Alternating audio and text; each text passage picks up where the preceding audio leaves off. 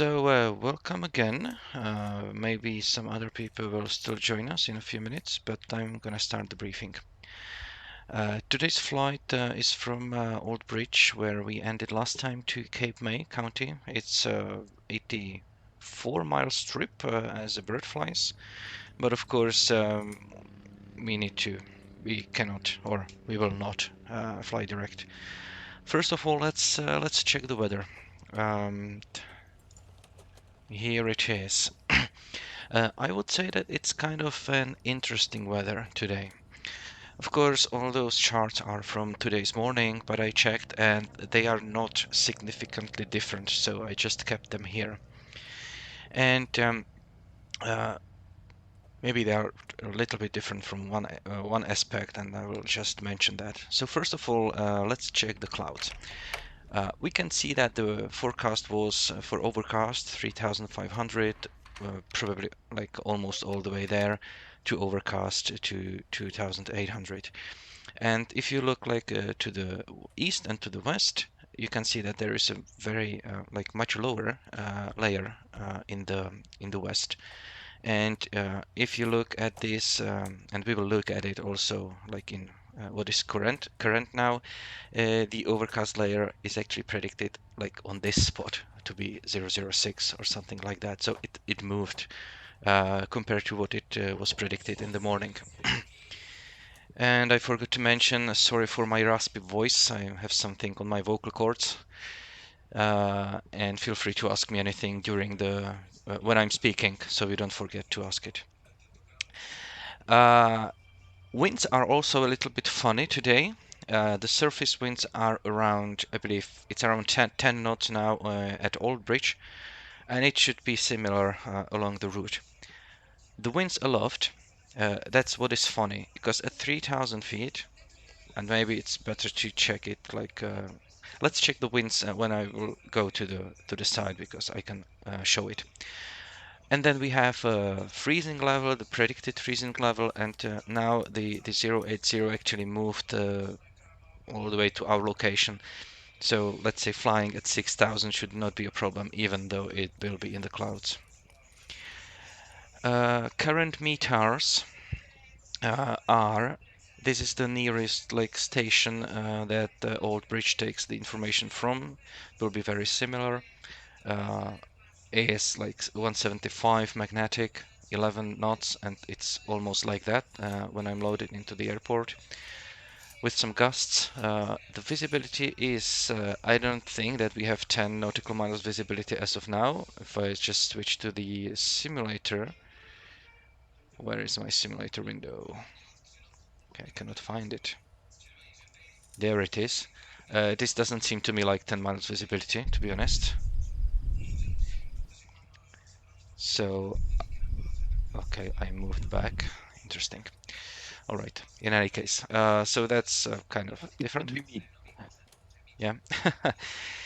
And we have some scattered clouds and overcast clouds. I cannot judge that from the ground.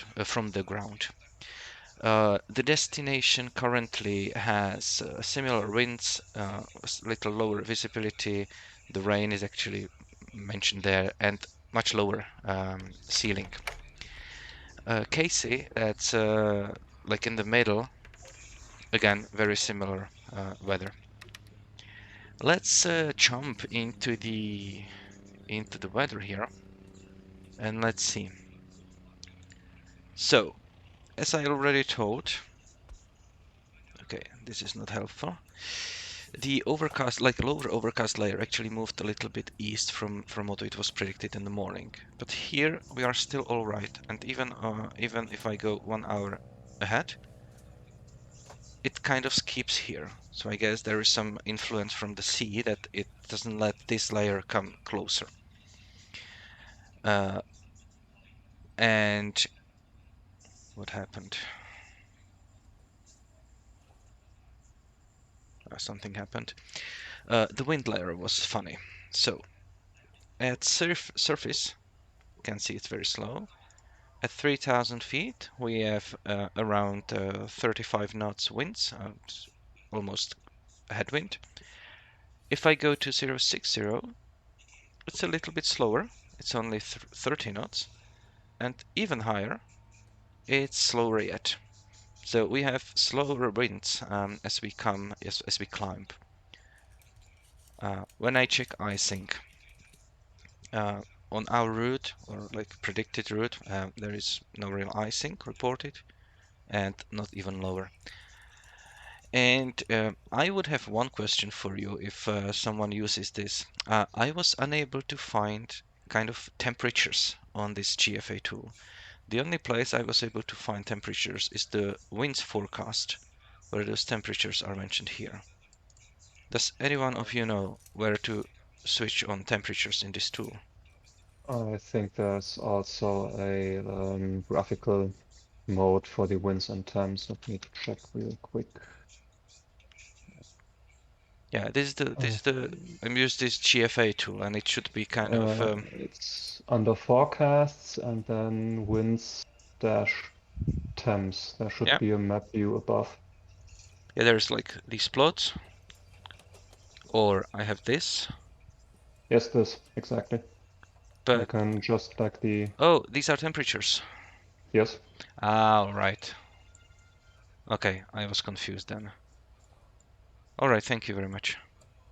no problem. Yeah, so we can see that at 6,000 we still have 7 degrees. At 9,000 we have even here 3 degrees. 3 degrees is already like it might there might be some icing under some perfect conditions, I think, but today it's not reported in this tool. So that's weather. Now for the any questions towards the weather? I think not. All right, the route. Has anyone of you went through the planning of the route? Yeah, I tried my hand at it. Okay, can you tell me what you came up with? I have this direct route here, Mhm. so tell me what the fix is to put there. So for the arrival, like most approaches into our destination start somewhere from the Atlantic City VOR. So I Atlantic kind of City picked that VOR. as my, Uh-huh. yeah, and then just kind of checked which airways lead to the Atlantic City VOR, and I think it's Victor 229er. Mm-hmm. If I Let me check real quick if it was Victor 229er. Yeah, it is. Yeah, Victor 229er. And so the route is just depart and then go to Robbinsville VOR and then to Dixie via the airway, Victor Robin Xavier. 276. Okay, this one. Mhm. And then to via the Victor 276 to Dixie and then via Victor 229er to Atlantic City. Mm-hmm. Yeah, I wanted to go from VOR to VOR, but there are restricted airspace in the way, so can't yeah. really. There is some restricted. This is some alert space. Yeah. Okay. You have very similar route. Very well done on the arrival. There are basically arrivals from Atlantic City and from Cedar Lake. So another option would be, of course, to go to Cedar Lake through Victor 16 as well somehow. But as we saw, there is worse weather, and even though it's just a few miles, it can already, you can already tell. If I change this flight plan from AC to VCN, which is Cedar Lake, and I will turn on clouds, you can already see we are in the lower overcast here. It's much better here. So today I would elect to go here. The only difference that I planned was that in the morning the predicted winds were totally perpendicular to the runway. So I actually planned it not from Robbinsville but from Dixie already, planning to join this radial from Colts Neck. But that's just, either thing works really. Very It's well. also a more direct route. Yeah, but Saves distance. I just did that route based on the fact that I planned to depart, to the north. So it's kind of easier to just like go here. And Ah, I will okay. show that in my planning. So of course we can do also this one. I checked the weather and winds on the runway. Currently it's like this, and it means that the headwind and tailwind component is 4 knots. So if we use runway 06, it would be 4 knots tailwind, and if we use runway 24 or 24, it would be 4 knots headwind. And 4 knots is, I believe, already kind of significant. So let's use runway 24. All right, so that's weather and the route. Again, you identify departure, you identify arrival, and let me ask you, what kind of departure have you identified at Old Bridge? No, there's no single departure procedure, but I think in the takeoff minimums, let me check real quick. Takeoff minimums, obstacle nodes. Yeah, you are correct. There is no standard instrument departure. Yes. Yeah, I think the ceiling is high enough, so I just planned on the normal traffic pattern departure towards Robbinsville. Mm-hmm. Yeah. If you check here, and I will start with departure then. Since there is no SID published, doesn't mean that it doesn't have some kind of departure procedures. It can have a so-called obstacle departure procedure, and this will be only written here, or most often it's only here in the chart supplement. But if I take Old Bridge here, I can see some takeoff minimums for runway 24. Runway 6 is not mentioned. That means that the standard apply. And takeoff obstacle nodes, but no takeoff obstacle, no obstacle departure procedures. For example, if I go, is there? Yeah, if I go to Pedricktown, it will list departure procedure. But there is nothing like that here. So only takeoff obstacle nodes. So there is no significant departure procedure, and you can basically, after reaching like 400 feet, you can turn which way you want, and you won't hit anything if you keep your climb to at least 200 feet per nautical mile. All right, so that's departure, and I should probably have it here. So let me recap. Cloud base at around 3000, rain is expected, surface winds are light, and the winds aloft are strong. That also means that at some point we will hit, this layer of fast moving wind, and we can expect either some turbulence or wind shears or something like that. So be prepared for that. And freezing level, I estimate that to be around 10,000 feet. All right, route planning. This is what I planned. It's very similar to what was said already. So we'll see. Since the wind is from more from the south than from the north, I will change that, to depart here and join this radial as well. I will be flying the slant alpha aircraft, or I will simulate that, so I will not have any GPS on board that I can reference, so it's gonna be, joining this VOR radial in the end. All right. Departure, we already went through this, and of course, this is what I planned, departing to the northeast. If we are departing to the southwest, then I will just depart, turn left, and at some point, join this radial. Maybe I will go direct to Robbinsville, and then join it, because that would be easier to intercept. I'll see. It doesn't really matter that much.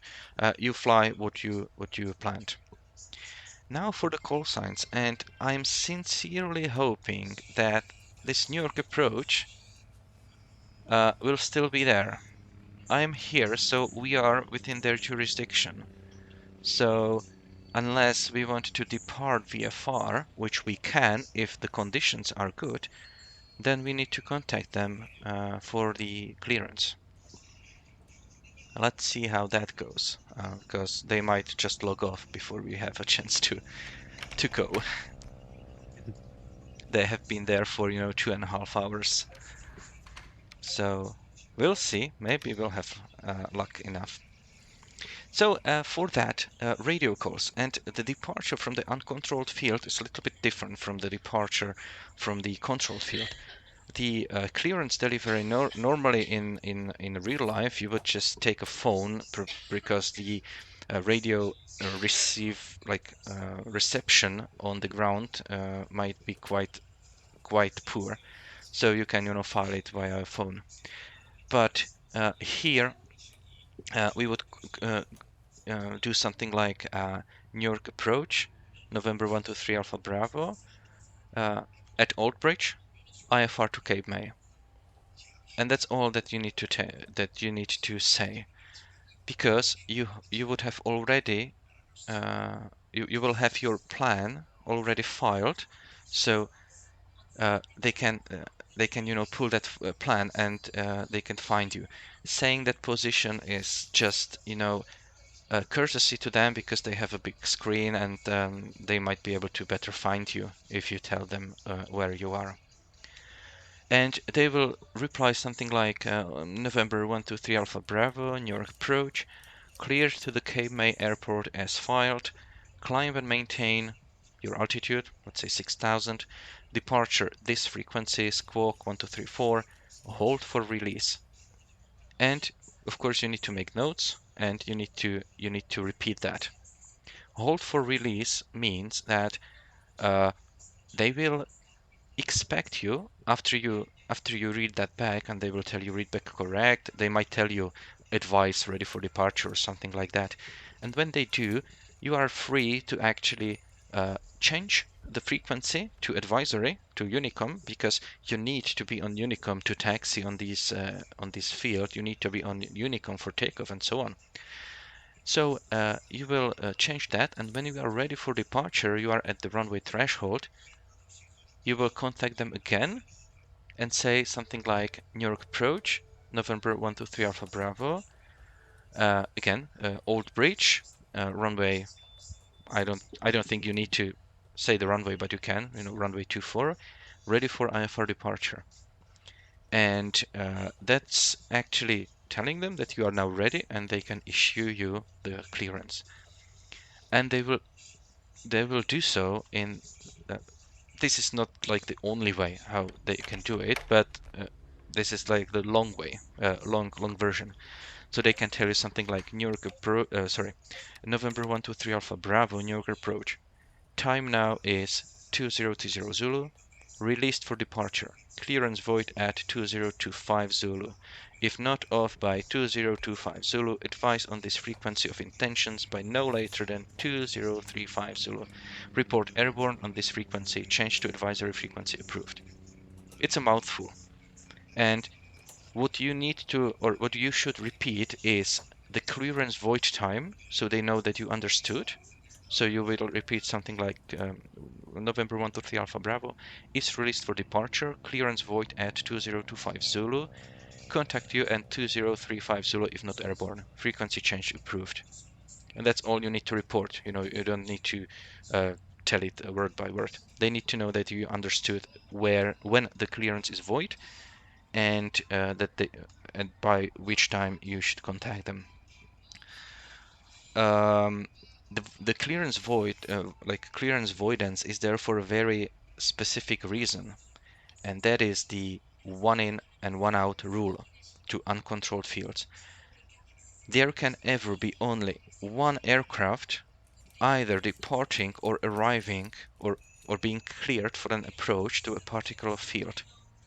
So if they give you this departure clearance and you are released for departure, until you are airborne and you have a radar contact with them, or until you land, if you're coming for landing, they cannot clear any other aircraft for either the approach or a departure to or into that field.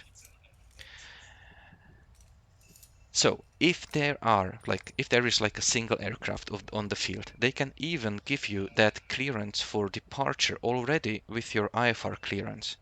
In that case, they will not give you just 5 minutes, they will give you maybe 15 minutes. But you need to be aware that either of these, they can incorporate the second message into the first one already. Any questions to this?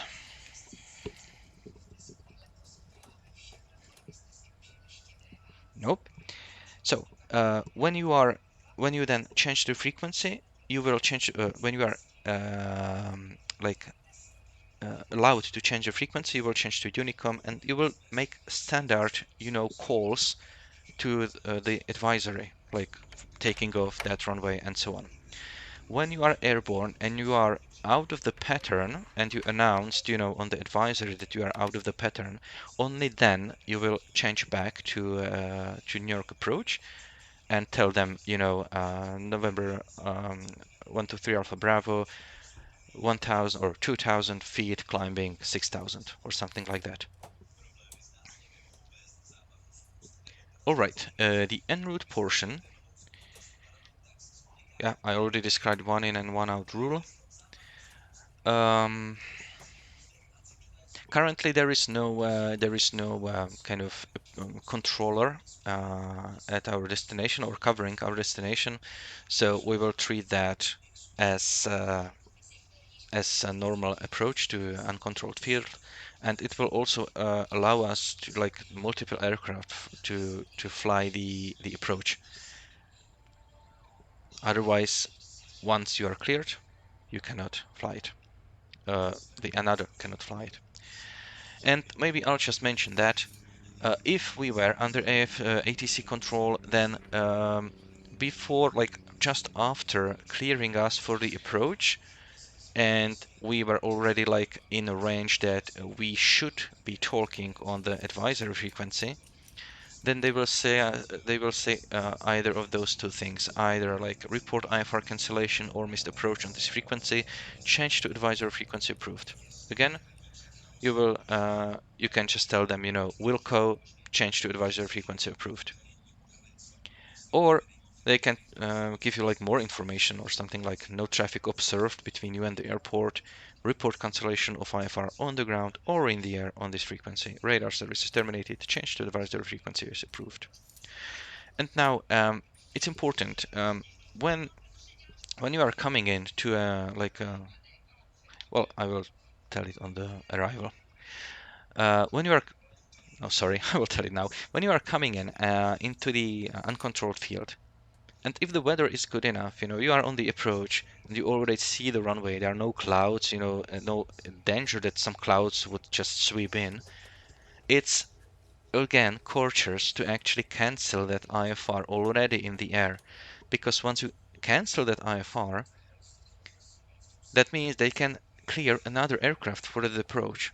So for our specific example, and I will cover our specific example while we speak about approaches.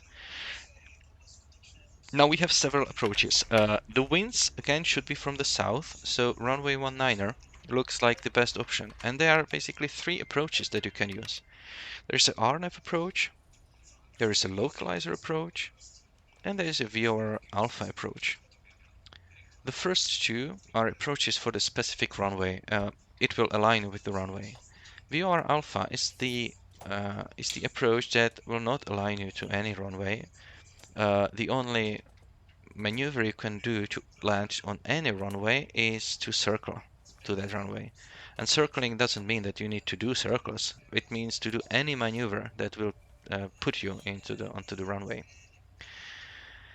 Now, the best option, even if let's say that you are on the like direct, maybe localized runway 19er, it's a straight in approach, and it is legal to actually complete that approach even in good weather, land like there. If, however, you cancel that IFR and you become a VFR aircraft in all like respects, maybe it's better, to like break off that approach if you see the runway and actually do the standard VFR arrival. especially if there are multiple aircrafts coming in or there are some aircraft in the pattern, in order to make sure that you just don't have any mid-air collision. If we are all on the instrument approach and you don't, like on VATSIM specifically, you don't hear anyone, then it's safe to do this straight. And in the real life, there may be many aircraft that actually don't have a radio even. So it might be more dangerous, to come in like straight in. It's better to join the pattern normally, because then you have kind of better visibility. You can check much better if there is someone already in the pattern. But I myself picked the VOR alpha approach. It seems to be the most interesting one for me, so I will brief that. If any one of you want me to brief any other one, just let me know and we can do that. But I personally will fly the VOR alpha, so I will brief it now. VOR alpha approach. As has been already said, Atlantic City VOR is one of the initial approach fixes that you can use with this. But let's start from the beginning. You have a VOR-TAG frequency, the final VOR-TAG frequency, which is CIL. You have the final approach course, 236, and runway landing, not applicable, or not applicable, because there is not any specific runway. It's VOR alpha. And you have airport elevation. Circling is not allowed for CAT C and D. Well, it doesn't interest us. And let's see. Procedure not available for arrivals at Atlantic City. VOR-TAG on Victor 229er northeast bound, but we will be southwest bound. So that's all right. So let's start here. Atlantic City, the first initial approach fix. We can fly this 216 radial out of that. And the MEA, so minimum en route altitude for this fix, is 1,800 feet, and it's 24 miles all the way to Sea Isle, which is another initial approach fix. NOPT means no procedure turn, so that means that you don't need to fly this holding pattern, and you don't need to do this holding in lieu procedure turn. You can continue straight for the approach.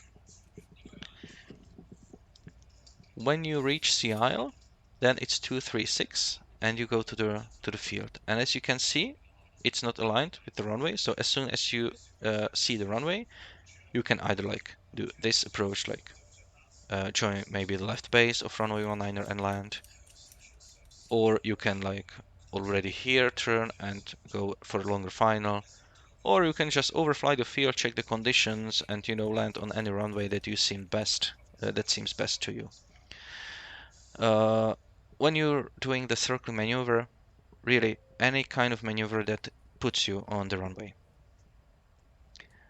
Vertical profile, 1,800 is the minimum altitude until you overfly Sea Isle, and Sea Isle is initial approach fix and its final approach fixed, denoted by that X here. And from there you can start your descent to the minimum descent altitude, which is for me, and I believe for you as well, it's the same for Alpha and Bravo, or a category A and B. It's 640 feet, which means 600 and almost 20 feet above ground.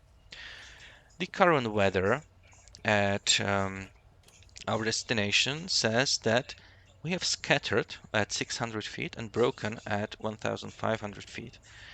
So is it legal to fly that approach?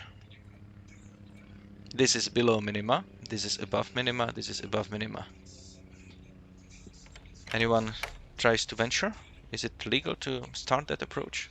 Exactly, minima is 640, so that's, yeah, not legal.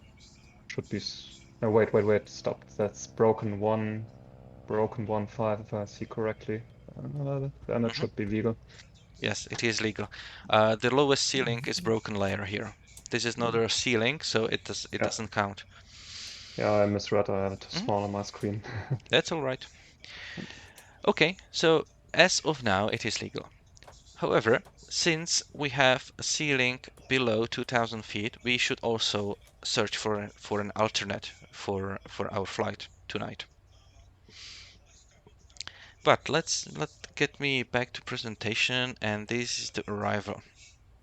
So I already like briefed that approach. Here with this magenta line, I just depicted what might be a maneuver. Let's say you cancel IFR here, and you already see the field. So, and you like either hear or suspect or otherwise want to account for any traffic that can be in the pattern, you can like break off that approach. You have the field inside and kind of do the standard entry procedure. It seems to be kind of complicated, to going like a snake here, but it might be the safest option. Of course, if you want to simulate full IFR, that you break at the minima basically out of the clouds, that means that no VFR traffic should really be in the pattern. And since you would be the only aircraft cleared for that IFR approach at that time, it's safe to do anything you want, about the field to land. I'm saying anything you want, but, be reasonable. In case that you come in and you don't see the clouds, sorry, you don't see the airport at 640 feet, and the time has already passed to your missed approach point, something I forgot to mention, since it is VOR approach, at the final approach fix, you need to start your timer, and your missed approach point is defined by the time that elapsed from where you started it. And this is your ground speed. So let's say that your ground speed is 90 knots on that final approach. That means that your missed approach point is 4.5 minutes after crossing final approach fix. If you don't have the runway environment in sight by that time, you need to execute a missed approach. And you execute missed approach by climbing to 800, then climbing left turn to 1800 and direct sea isle VOR-TAC and hold. So it's depicted here by these, is it dashed or pointy? Oh, no, it's not dashed. I don't know how I to call call it. it dotted. Dotted, okay, dotted line here. Thank you. And direct. Of course, you might not need to do such a great circle because you are slow. So it might be that you turn like here and already fly direct sea isle. And radio calls when landing are exactly the same as you would do if you are VFR. There might be a difference, like you will tell that you are on the VOR approach or you are on the localizer approach to the runway, and just try to estimate the distance to the field. All right, so that was it, and I wanted to say something more, and I don't know what it was. Yeah. Anyone want to advise me what I wanted to say? I think you wanted to talk about the runway 19 localizer approach. That's not it, but I can definitely talk Okay. about it. I can talk about it, but it's not what I wanted to say. It had to do with this approach. Yeah, I don't know. If I remember, I will tell it. Okay, so you picked the localizer approach. I think so, yeah. Okay, let's check it out. So as you might see, it's localizer. It's not ILS, it's just a localizer. Funnily enough, if I check my little nav map and the destination field, and I just hover over it, it says ILS. So I don't know, maybe in the game it will, give you ILS, or it might even be some, like some ILSs are not really ILSs, they are just advisors, or like advisory ILS. So you don't fly that, but you can reference it just for, keeping some situational awareness. But you don't fly the glide slope like legally. But anyway, it's a localizer approach. So again, all now you have the like runway landing This is this like distance available and touchdown zone elevation. Again, some circling is not available for a higher category aircraft. And this is very similar. If you join either on at Cedar Lake or at Atlantic City, it's the same MEA of 2,500 feet. There is no procedure turn needed when you arrive at KGIS. And when you arrive at KGIS, you just join the localizer, and when you join the localizer and you fly again here to final approach fix at KIMBA, and then descend further. Again, there is a like table provided how long it will take you to get from final approach fix to missed approach point. And again, the missed approach point on this approach will be defined as kind of time that it took you to get there. There are additional fixes along the way, or additional, just one additional fix. It's I cannot even read it. HOXQU, and you can identify that. How you can identify that? Yes, not by DME, but basically both KIMBA and HOXQU is identifiable as an intersection of the localizer and radials out of the sea isle VOR. So let's see. It should some place it should say that dual VOR receiver is needed, but I don't see that note anywhere. Yeah, here. HOXQU fix minimums, dual VOR receivers required.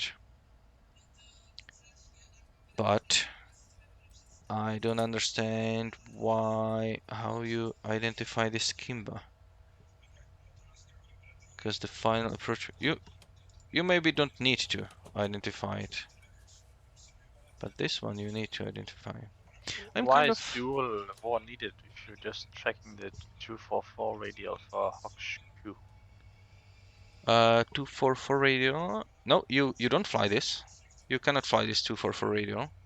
No, I mean when you fly The localizer. yeah, and then I guess put point on the 244. Yeah. Okay. Let's take it. live. Let's take it from the beginning, because in order to fly this, you need to be able to identify at least this KGIS intersection, and optionally KIMBA and HOXQU. HOXQU. The KGIS intersection you identify easily because you joined that. If you are not GPS equipped, I will just speak about when you don't have any GPS, right? So you identify this fix because you are flying from Atlantic City or Cedar Lake. If you're flying from Cedar Lake, then this intersection is on the 182 radial out of Cedar Lake at 19.8 DME. That's how you identify that fix. If you're flying from Atlantic City, again, it's on 237 radial out of Atlantic City at 21.3 DME. So you can identify that. Or it can be also identified if you're flying here by intersection of radial 237 out of Atlantic City and radial 182 from Cedar Lake. That's also applicable. So if you have dual VOR, even if you have DME, I would strongly recommend to actually tune both of them, because it's better. I believe for me it's better to identify VOR by intersection than DME, but it depends on you. So this is easy. You can use either DME or dual VOR receivers. But from here, if you are on the localizer, it doesn't provide you any vertical guidance. So you need to descend, and you need to be able to identify these, KIMBA intersection, and optionally this HOXQU intersection. And now I am again a little bit lost, because if I don't have dual VORs, I believe I'm not able to identify this KIMBA intersection. You can time it, I think. Like you could calculate it I from can the total calculate it time. from KGIS, yes. But this table is actually FAF to MAF, so it's just this final part. Oh, okay. This is like the timing from the final approach fix. Of course, you can still time it because you can calculate it, right? How fast you are going. But I believe timing is not like a legal way how to identify this intersection in any way. Chris, since I have you here, any idea how to identify KIMBA if you don't have dual VR receivers? KIMBA, if I can let me look at the chart. So we don't have a DME. No DME. Yeah, if it would have like if this localizer had a DME, it would be written here, you know, the DME below that. Yeah, I realize So that's honestly, I don't know how to do that if you don't have dual VRs. Oh, it's the final approach fix, so you kind of sorta have to identify it. Yeah, yeah, Practically all you have is timing. yeah, but is it like legal to identify your final approach fix by timing from the intermediate approach fix? It's non-precision, so it's just a localizer only, right? This is a non-precision approach, right? Yeah, but how do you know that it's safe to descend, you know, below 1700? This needs to Well, be identified very I precisely, I guess you think. can start your descent from KGIS, which you can identify with your one VOR, Yeah, and yeah, then you fly a 3-degree glide angle. yeah. It's So you know if you No, keep the absolutely not. no, it's still Okay. approximate. You cannot identify that. You need to positively identify this, and it doesn't even say radar because of course this is uncontrolled field. So I would say that you my problem there was the 3-degree glide path. That's only 800 feet difference over 6 yeah plus miles. yeah, and the 3-degree applies after the final approach fix. Oh, okay. Yeah, I don't really know, to be honest. I would say that you need two VORs, and in that case, it doesn't make sense to distinguish those minima, because it says that if you are able to identify HOXQU, and you need dual VOR receivers for that, then you can fly 100 feet, you know, lower on your approach, and that's important because somewhere after this, or maybe before that, somewhere there might be some obstacle, you know, that's high enough. So only if you are able to identify that fix, you are able to fly to 360. At this fix, of course, or like before that fix. Yeah, I would say that you need two VOR receivers. That's my kind of conclusion. If I'm wrong, I'm sorry. Yeah, I don't see any other possibility as well, but then Or again, I'm not an GPS, expert, of so course. You can have GPS yeah. where KIMBA will be there as a fix, so problem solved in that case. Yeah, but in that case, I could just take the RNF runway 19 and be done. Yeah, but I would venture out and say that even if you have GPS, these kind of minima still might not apply to you. You really, according to this chart, you really need VOR receivers, two of them, to be able to descend to 360. Sorry. Yes, but it's kind of implied because if there's because we don't have another way to identify KIMBA without GPS if we don't have dual VOR receivers. Yeah. But anyway, we took 45 minutes. Sorry for a longer brief. I will still answer any questions if you have them. And let's see if he chicken out or not. because he sees many aircraft now on the ground. No, he didn't, but he has quite many aircraft, so let's see what if he will able to accommodate us. Maybe yes, maybe not. Maybe one more question about the Mhm. VOR alpha. Yep. You can so you could also identify the missed approach fix by DME, right? The Missed Jersey, approach. it's 6.8 miles. This so if you Um, didn't want to time it, you could. you can, yes. Okay, that's all. If you are on that radial, if you keep it. Yeah, sure. Yeah, and of course it doesn't mean that you need to be at 1800 already, here at Atlantic City. It's the minimum altitude. It bears to be at that altitude a little shorter before final fix, so you can, set up for the approach for the final fix. In any case, let's just repeat, you can depart either VFR, in that case you don't need to contact the controller, but you need to be in visual conditions until you have the IFR clearance. And of course, if you want to cheat a little bit, you depart and you are very soon out of their reach, so to speak, so you can issue your IFR clearance to yourself. I will try to get it. I don't know but if the frequency is super busy, maybe I'll just depart VFR as well. I'll see. I don't know right now what I'll do. Maybe one comment, don't trust these airspace outlines in I the. know. I try to trust it because it's approach and not center, and it's usually coming to the ground.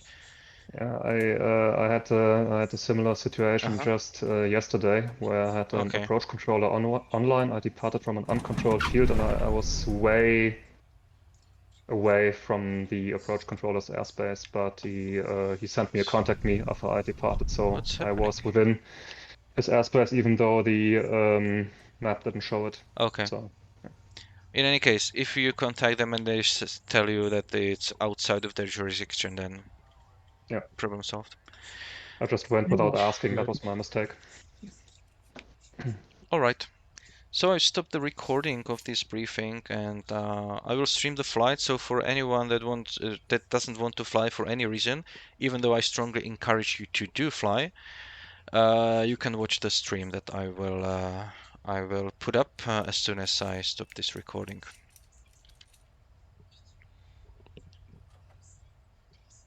And as always, feel free to ask me any question also during the flight, and I will be here also for after the flight debriefing.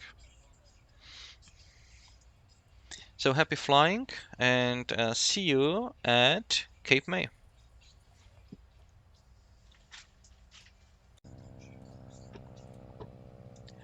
Hello and welcome, Flying Bruskov here.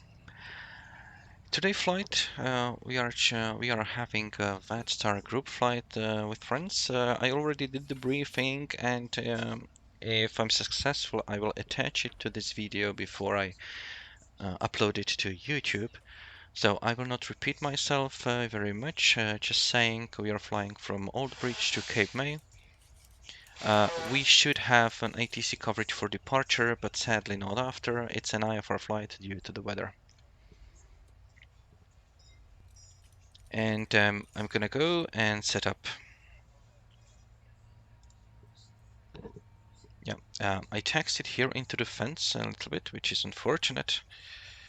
But I'll just move my stuff with the slew mode. It's too much. There we go. All right, so let's set up the aircraft. Standard load, services. Let's fuel up a little bit. Let's be heavy. And I might need to repair the engine. Yeah, someone broke the cylinders. So let me repair that. And in the meantime, let's see. Let's make a final check if we have that controller still online.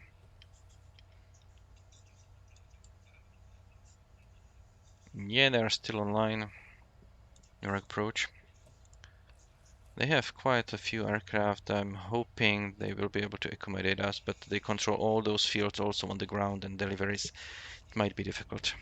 We'll see. Okay, that's yeah, that's it. And I will start the aircraft soon, and then I will configure it. So let's, yeah, fuel selectors are already on. So battery goes on. As you can see, it's raining. Alternators. Clear prop. Magnetos. Mixture. This is open, and let's start that engine. Okay, beacon light, navigation light.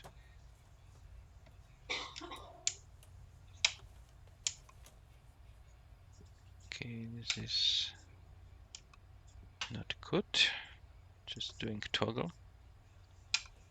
Okay, and let's start that engine.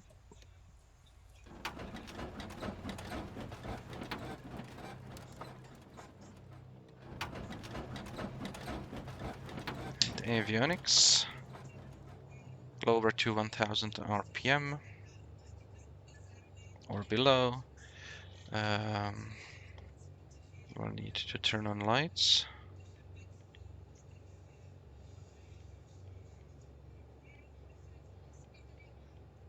So I can see better. Engine's running fine, so let's lean that. I'll also start the heater because people might be cold. Like so. And fuel pumps. Fuel pumps. Alright, so I will tune in this frequency to kind of get an idea how busy it is. So 128.125, 28125, and let's cook VFR for now. It's 721, welcome to Newark, and where are you parking today? Terminal Charlie. Alrighty, let's configure the 721 flight plan. on, So we are going like this, and our flight plan. We will be departing runway 24 if the winds are still the same. They are. Runway 24, so after departure we turn left and try to join this 192 VOR radial. I will actually fly it yeah, from Dixie. That's actually actually not. I will do it from here, from Robinson VOR. So RBV, and that's Victor 276, because I'm simulating non-GPS aircraft today. So this is our route, so I will just input it into here. So first en route waypoint is Robbinsville. It's RBV actually.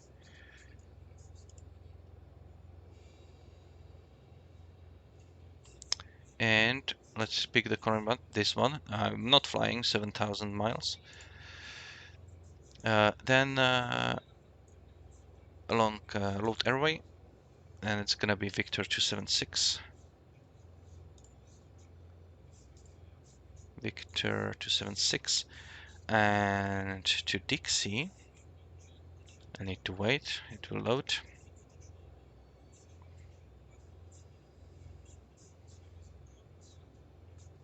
Come on. Probably a lot of, yeah, a lot of waypoints. So Dixie. There was it. Dixie. Load. And after Dixie, we... no. After Dixie is another airway, Victor 229er. And that's gonna take us to AC. AC, which is the Atlantic City VOR, which is the initial approach fix for our approach today. So load that one. And I'm just wondering why the hell I'm loading that into my GPS if I'm not gonna use it. Alright. So I told you how to do that, and now I just delete it. Because I don't have a GPS, obviously. So let's switch here. Right, so instead, let's see if I can get that clearance. And I need to refile the flight plan because I changed it a little bit. So this could be RBV Victor 276 first. And file flight plan at 6,000 feet. Very good. Maintain 15,000. 15,000 Spirit Wings 3021. New York approach, Oscar Kilo Golf Charlie Romeo at Old Bridge, IFR to Cape May.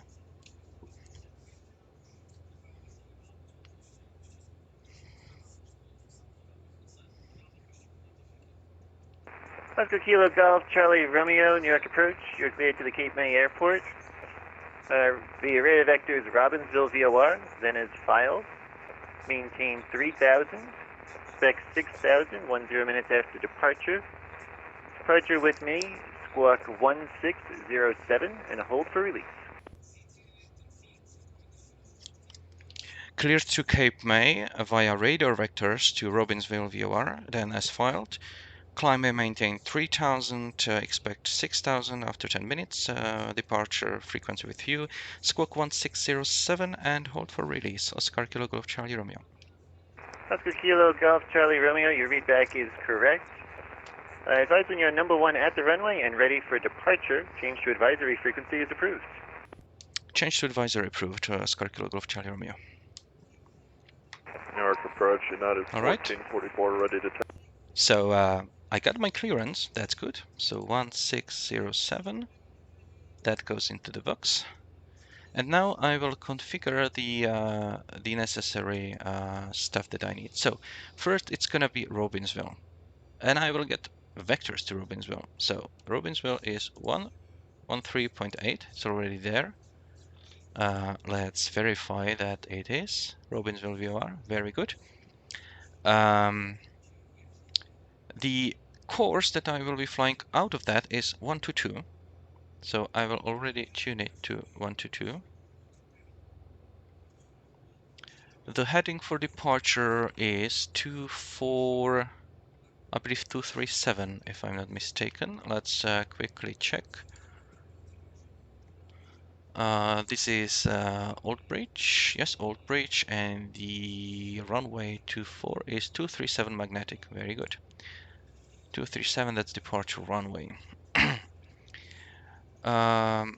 Whether I will tune it as elevation is 87 feet, so I will tune my altimeter so it shows 87 feet. It should be someplace around there. Very well. That's altimeter, radio. I will prepare also next VOR, which I will be joining this Victor 229er, and for that I need cold snake VOR, which is 115.4. So 115.4 and just enter.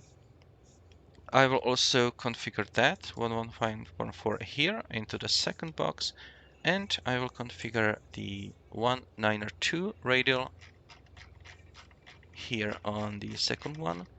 So I can use this VOR receiver to join that route and then switch to the main one. Very well. I believe I'm done for now, and I can taxi to departure. There's taxiway there. That's runway 24. Very well. Old Bridge traffic. Oscar Kilo Golf Charlie Romeo is twin Cessna at the ramp, taxiing to runway 24.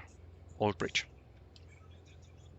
And I'm gonna put my altitude reporting on. That's it. And let's release that parking brake. I will turn on taxi light. I will try to hand fly this. So only for the purposes of reminding me, I will enter 3000 here into the altitude. Altitude selector, so it reminds me what altitude I'm clear for.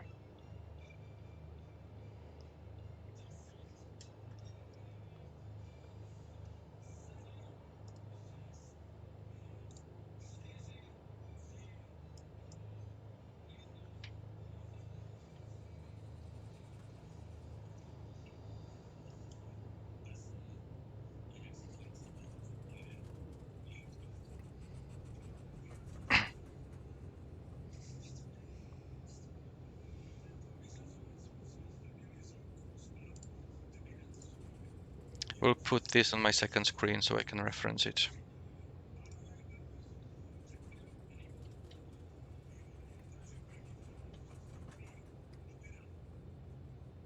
Yeah, there's some aircraft here. I don't see this aircraft. Okay, I see that on the map as well. Interesting spot.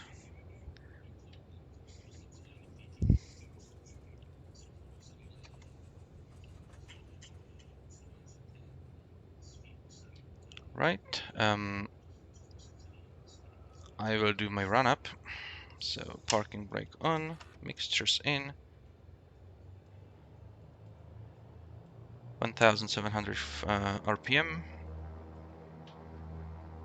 And I'm turning off the magneto. So one magneto from H engine goes down. And I see the drop. It goes back up. And second set of magnetos. That's alright. Engine seems to be in the green. So let's test the feathering.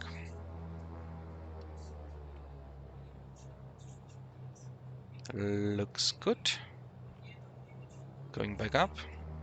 And let's test idle.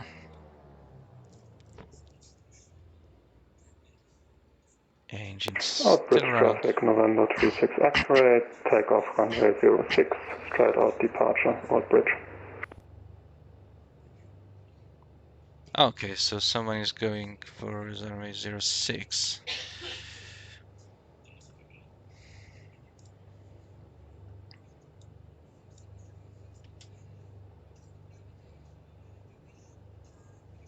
All right. So let's tune. 3 right cross on departure, November 877 Uniform Alpha.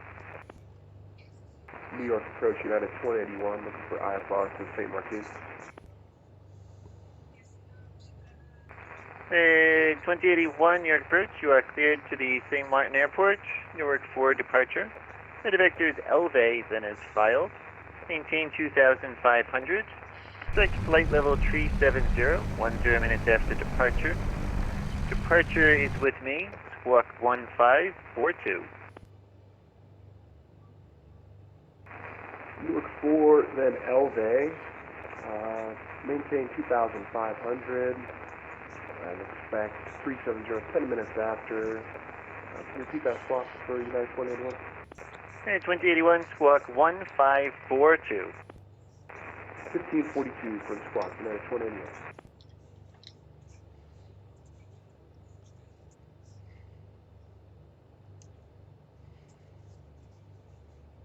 New York approach, Oscar Kilo Golf Charlie Romeo, runway 24 at Aldbridge, ready for IFR departure.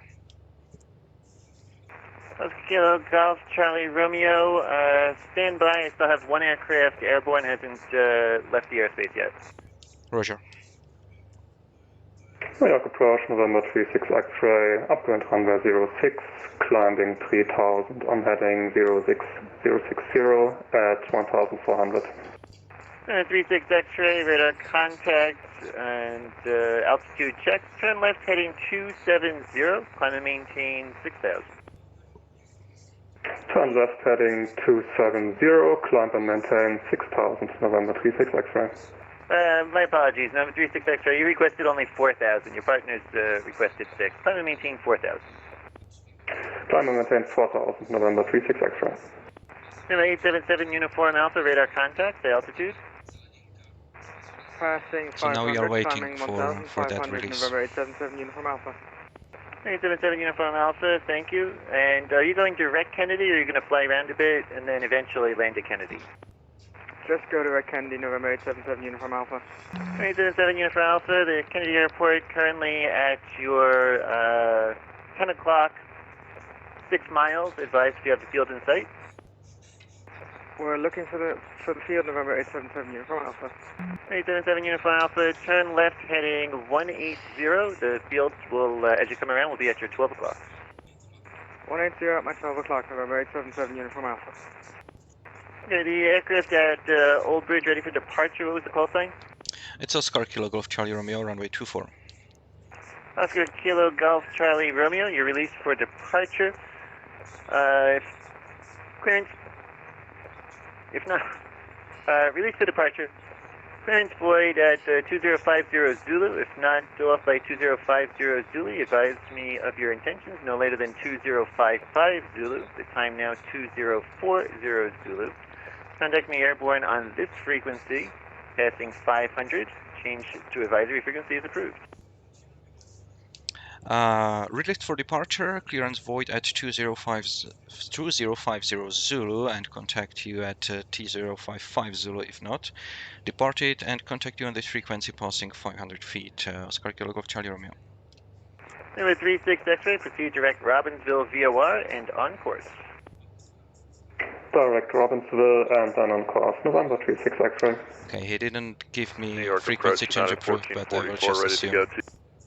He didn't give me frequency change approved, but I believe that he has a lot of to do, so he just forgot. So I can do that. So full mixture. Landing lights go on, strobe lights go on, and parking brake off. And let's go. And sorry, I need to contact Unicom. He told me to contact him at 500 feet, so I will change to that frequency just after I clear the runway. Usually I should wait, you know, a little bit, but maybe he will be busy. Old Bridge traffic, Oscar Kilo Golf Charlie Romeo, runway 24, departing runway 24, straight of departure. Oscar Kilo Golf, sorry, Old Bridge traffic. So let's go. And we have already our aircraft lining behind me.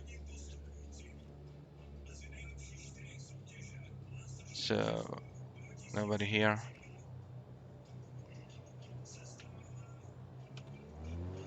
And let's go.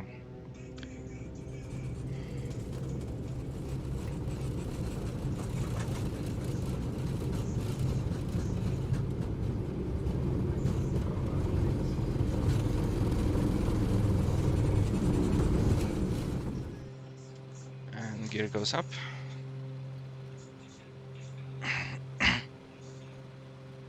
Old Bridge traffic, Oscar Kilo Golf Charlie Romeo departed and climbing to 3000. Final call, Old Bridge.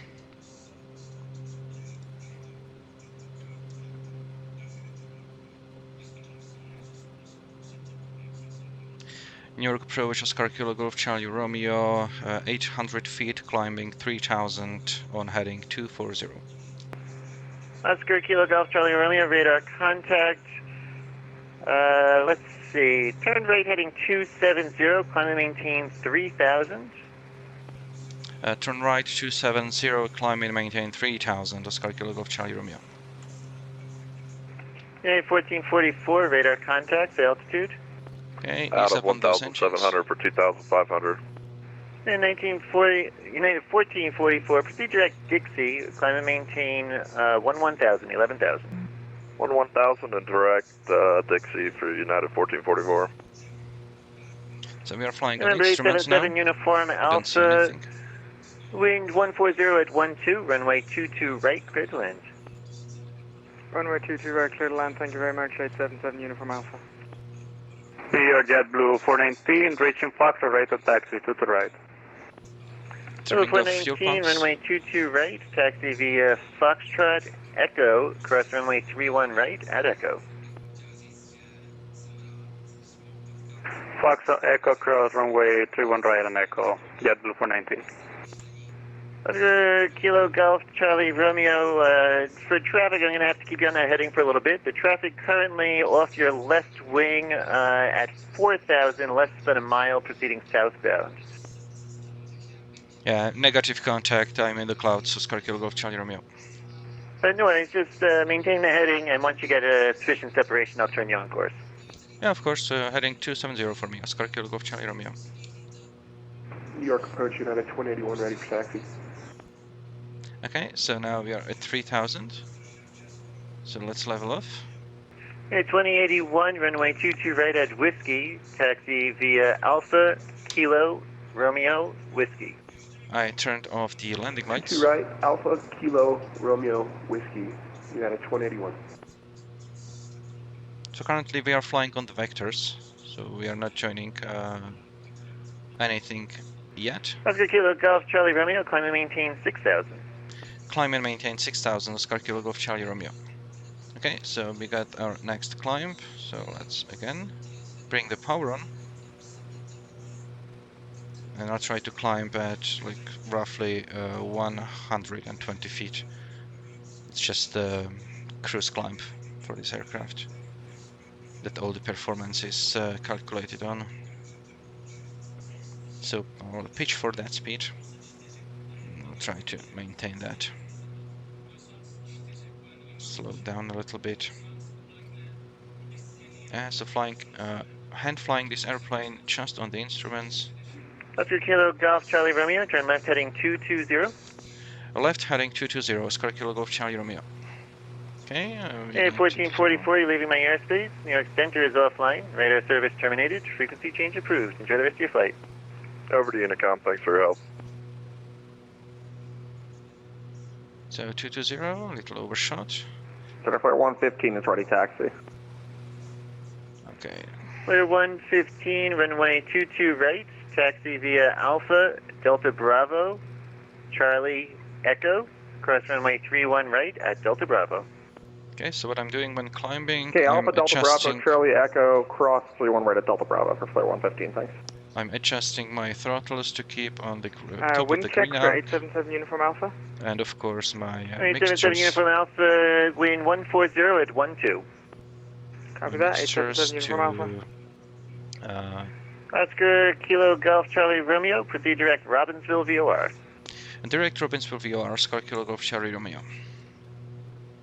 Okay, so I need to find, okay, this is direct, so let's see.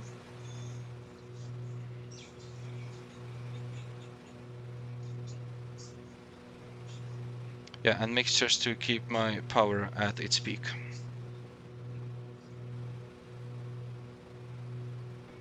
New York approach, hello. November 901 Power Charlie at Old Bridge, looking for IFR to Cape May.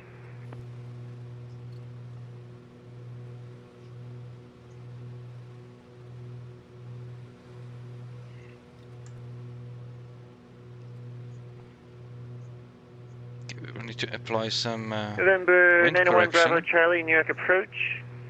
You're cleared to the Cape May Airport via radar vectors Dixie, then as filed.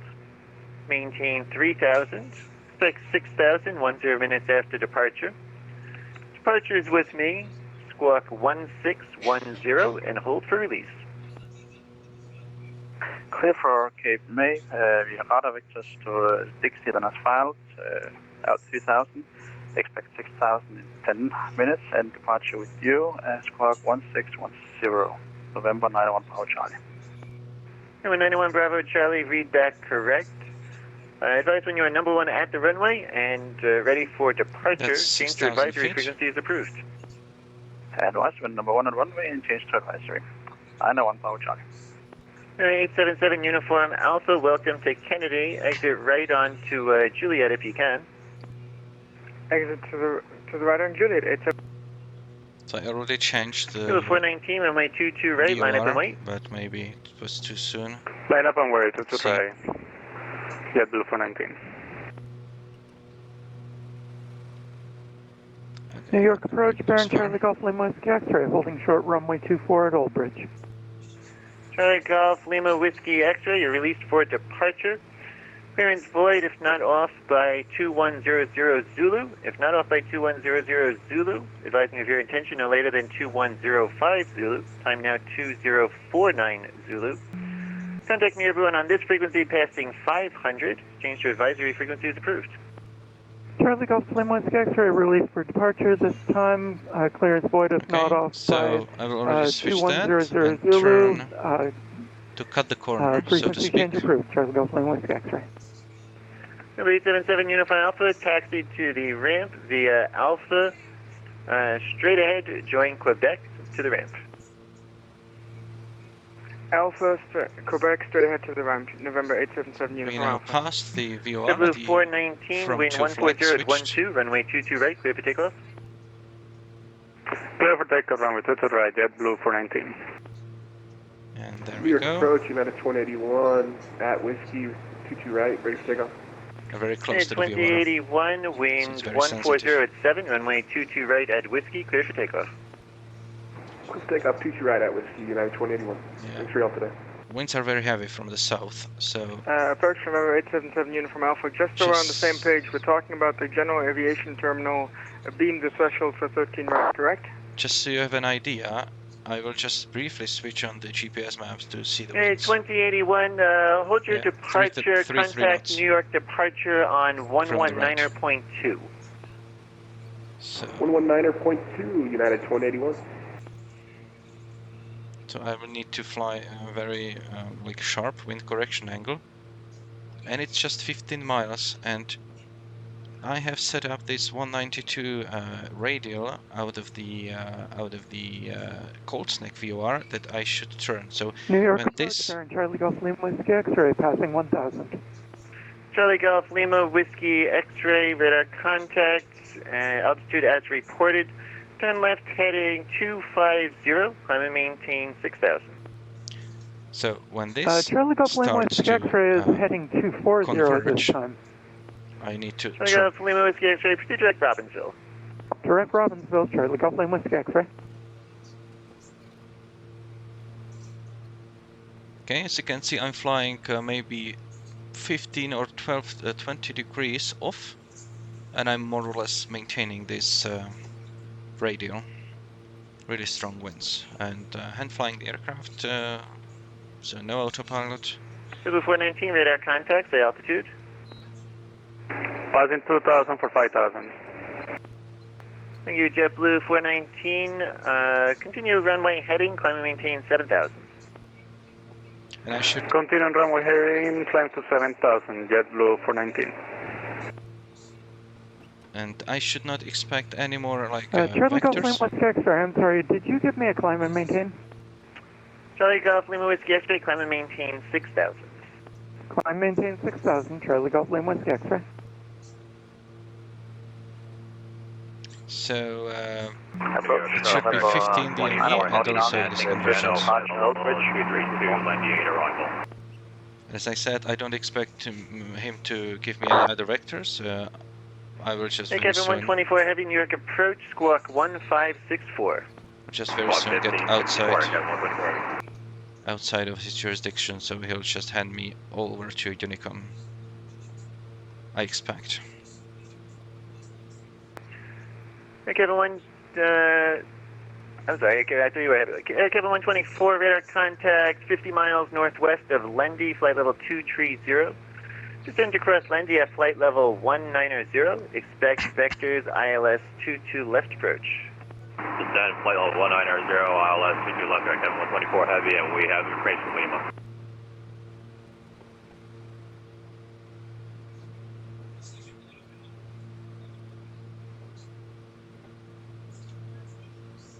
Okay, engine's good. Kevin 419, proceed direct Robbinsville. Direct Robbinsville, JetBlue 419.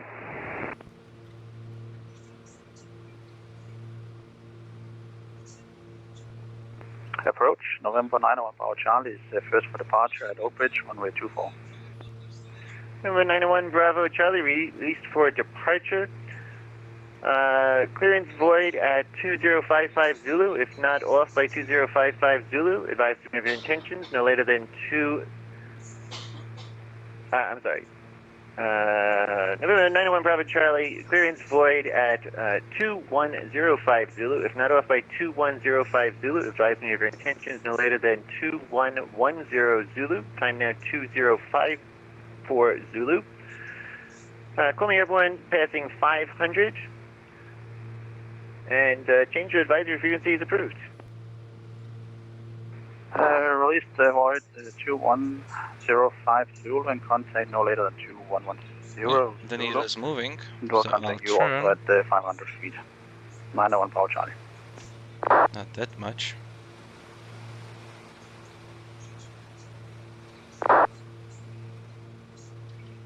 And I will tune that also here. Switch to 1902. It's just easier to follow.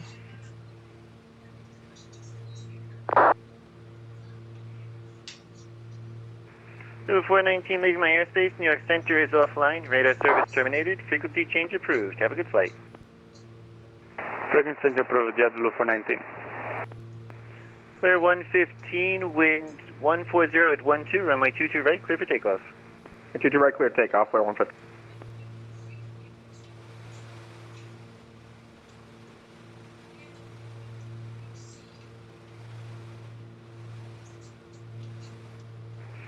Oscar Kilo Golf Charlie Romeo leaving my airspace, no further ATC available, monitor Unicom 122.8. Going to Unicom, and thank you very much for the service. Oscar Kilo Golf Charlie Romeo. Runway 36 X-ray leaving my airspace, no further ATC available, radar service terminated, frequency change approved. Enjoy the rest of your flight. Obviously Unicom, thanks for ATC, November 36 X-ray.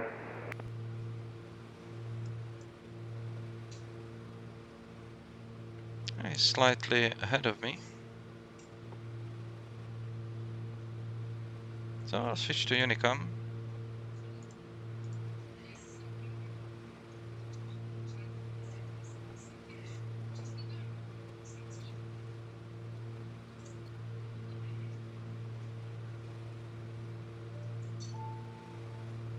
I need to get back to the correct radial. I'm not off by much. And as you can see, I'm at 6,000 feet. It means that my true airspeed will be around 180. And I'm doing only 154 ground speed. So really heavy winds.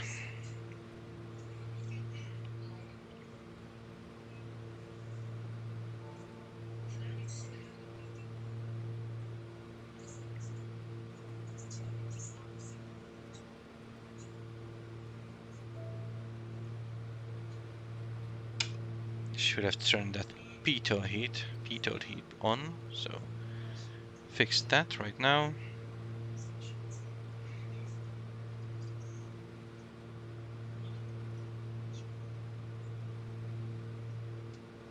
Right, I'm currently hands off and feet off. Okay, I need to join the radial, so a little bit control input there is needed.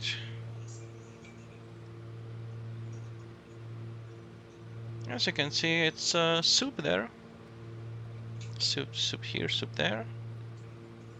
Making it difficult when you have no visual reference. But compared to real life, I don't have any kind of disorientation because I cannot feel the plane, so it cannot confuse me. So that's one advantage of the simulator.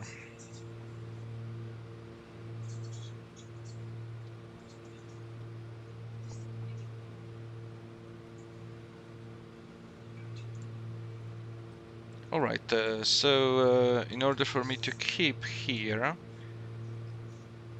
I already need to... Yeah, so it's 25... Yeah, it doesn't give any difference distance. So I need to... I will try to bring it here, but I hope that I will keep the aircraft stable. Okay, not this one. The whole one. I need to join this, so I already tuned that, join this Atlantic City VOR and I will just stop messing around with these windows because it just doesn't help me when hand flying the plane. I can see the ground. So for those that want to follow, I'm currently on Victor 229 out of Dixie, which is on the 1902 radial out of Colt's Neck VOR. That's Charlie Oscar Lima. And when I reach Penze, which is on the 065 radial out of Atlantic City, I need to turn inbound to Atlantic City. Atlantic City VOR frequency is, let me find, 108.6. So I will input that to both boxes. 108.6 and transfer. And I will, this will be 065 radial and it will be inbound. So I'll configure 065 on the tail. So it's going to be 245 on the front, like so. And I will also tune it here, because once I turn on it, I will want to navigate using my primary radio. So in preparation, AC, A Alpha Charlie Yankee, so that's correctly identified. I will check. Okay, I'm currently 30 miles from that, and that lag is 24, so I'm not that far off.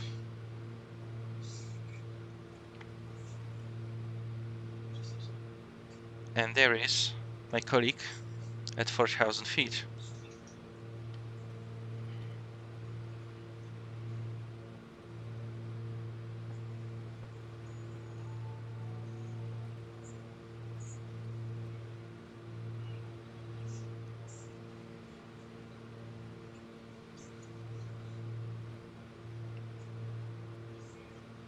I will check weather at my destination. Again, I will not bring it onto screen because I'm hand flying. So current weather is, let me just read it to you. Winds 170 at 10. So that means it's like 180 at 10 magnetic. 10 nautical miles visibility, light rain, broken layer at 2,400 feet, overcast layer at 3,100 feet. And what worries me is that the temperature, both temperature and dew point, is 14. So I'm kind of puzzled. I believe that visibility should be much lower.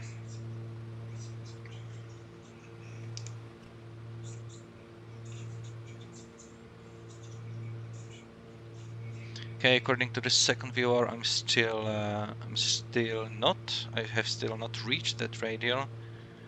Let's check the distance. 27 miles, should be like 23 roughly. Yeah, still there. I believe he's in a Cessna 172.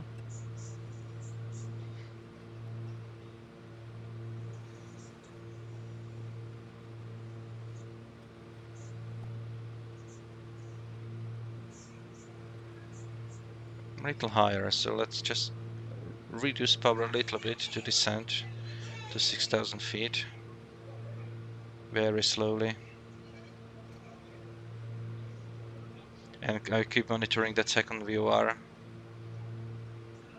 so I know when to turn. Okay, even here I need to maintain a certain wind correction angle, as you can see, to keep me centralized on the VOR. And again, I'm just feeling it because I don't have any indication now where how exactly the winds are behaving.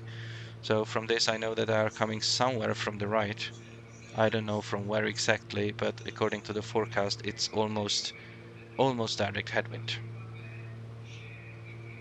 Okay, I'm at 6,000, so I will add that power back to keep me at 6,000. Okay, the needle started to move. So I can now maintain this heading, and I will actually switch here to Atlantic City, turn that to 245, because it's easier to intercept from this radio.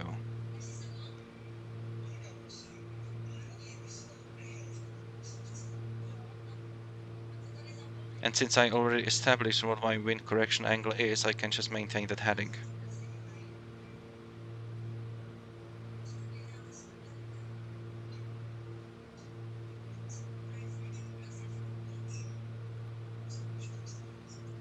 And now then it's gonna be 2-3 miles into Atlantic City, which is already my like final approach. At Atlantic City, my final VOR alpha approach that I'm gonna be flying starts. So I will descend a little bit.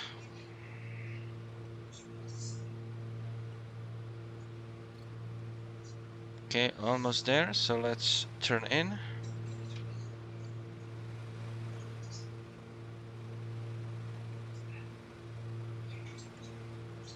And I expect I will need to do a left correction.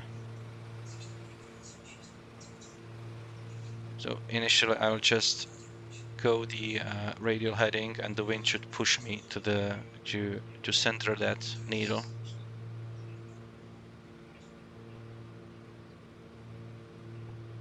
And I'm gonna have 2-4 miles to descend to 1,800, which is not that far. So let's start descending now. Let's quickly check we don't have any controller to be bothered by, or not bothered by, but I don't want to descend in the controlled airspace while on IFR plan. No, there is no one. So I'll just reduce power.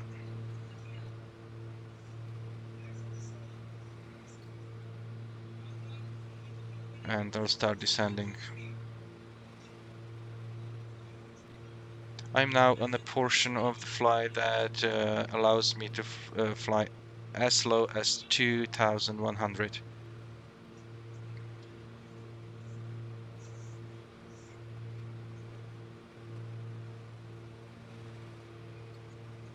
And already drifted too much.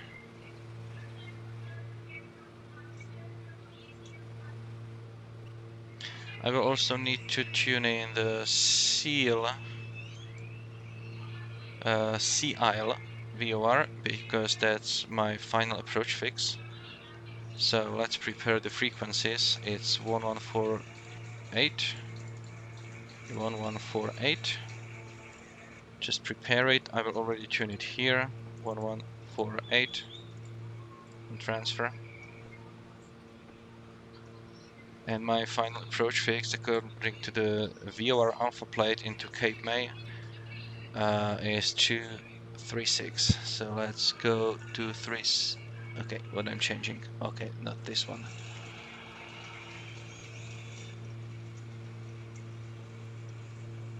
Do 3-6 like so.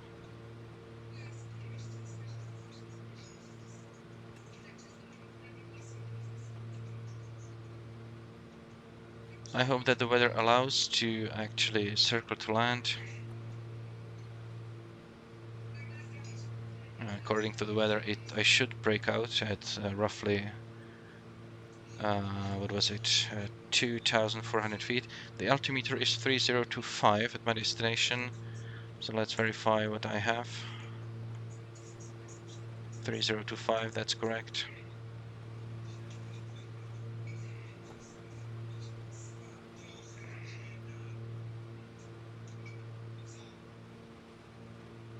Not exactly keeping the... I'm still within the tolerance of the airway, but I want to be better. So mix just a little bit in because I'm descending. I will turn on my landing lights already so I don't forget, and also turn on the fuel pumps.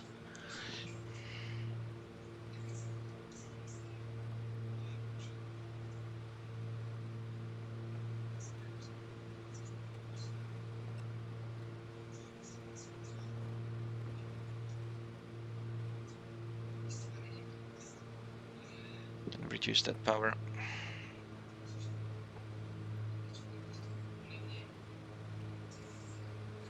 So at Atlantic City, it's gonna be 216 radial.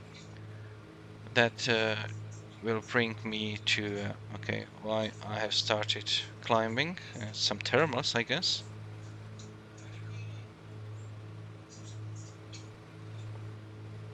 Or the wind might have changed significantly. So let's continue descending.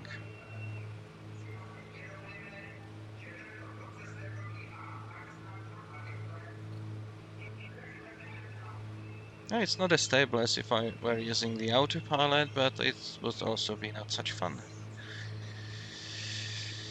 All right.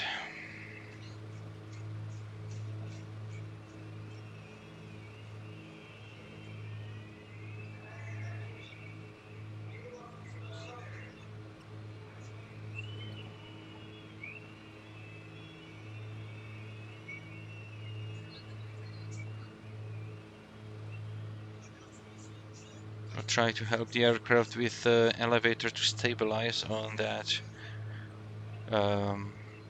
glide path, or not glide path, but descent path. Okay, so finally on the correct radial. I'm flying 065 radial inbound to Atlantic City VOR.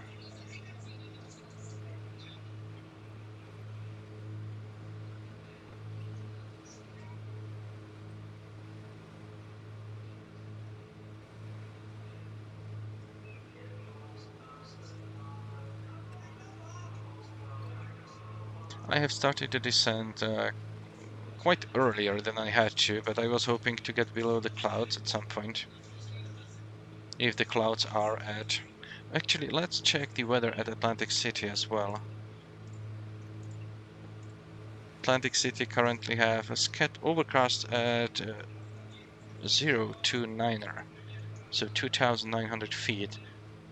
So I'm expecting that maybe when I descend, like maybe to 2,500, I will be out of the clouds. It's gonna be a nicer experience for anyone watching.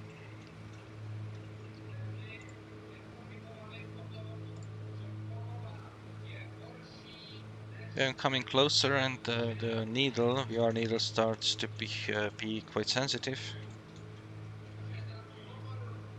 Again, I'm on the route that allows me to descend to 2,100. It's a minimum en route altitude for this segment. I think winds is, without input, the wind is starting to play with me like with a paper plane.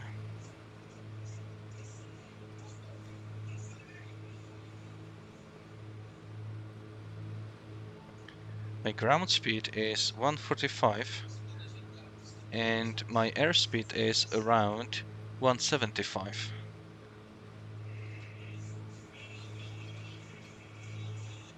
So where is that layer? Overcast layer, that should be here.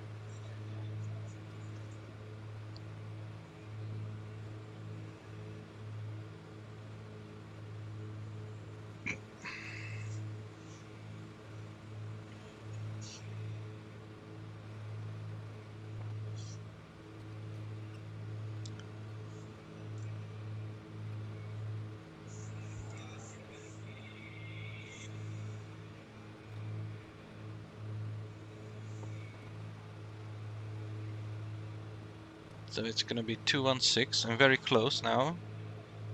So I already changed it to 216. That's about there. And I'll fly that somehow middle course between those two.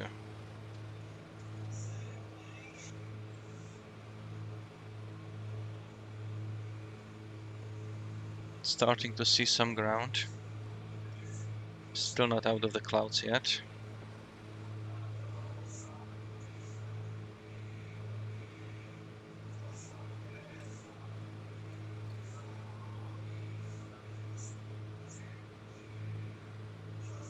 Very close to the VOR, so the needle will be extra sensitive. Yeah, now I passed the VOR.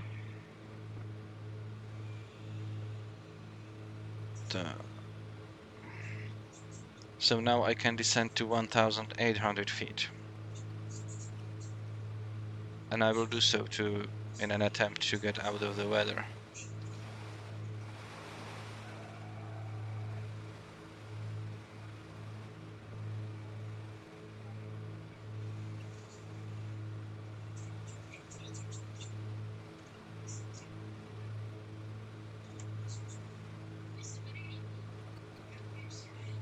So coming up on 1,800 very soon.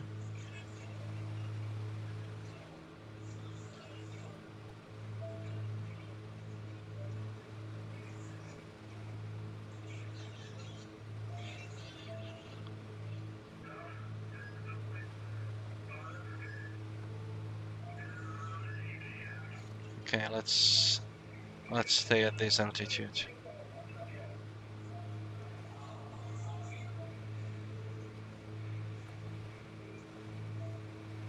Okay, I'm not seeing anything yet. No, I don't want to descend anymore. I don't want to hit anything.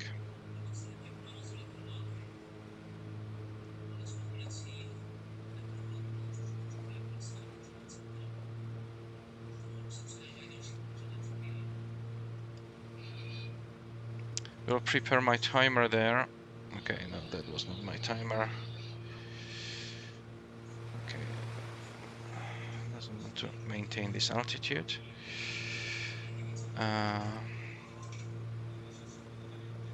There is a timer.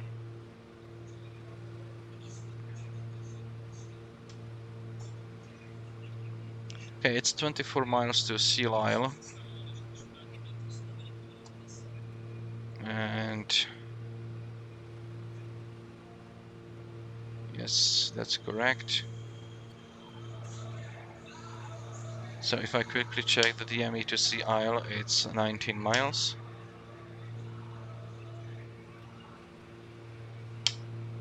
And I will use that. I'm having a ground speed of 135, but when I come closer, actually I will just keep it on F2 right now.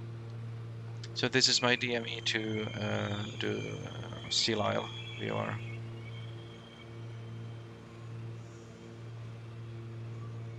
We'll try to update the weather for myself. Yeah, broken layer at the destination is 2,400 feet, and there should be nothing below that. So I'm kind of surprised what I see right now, and still it reports 10 miles visibility, and it's the METAR that's only like 20 minutes old.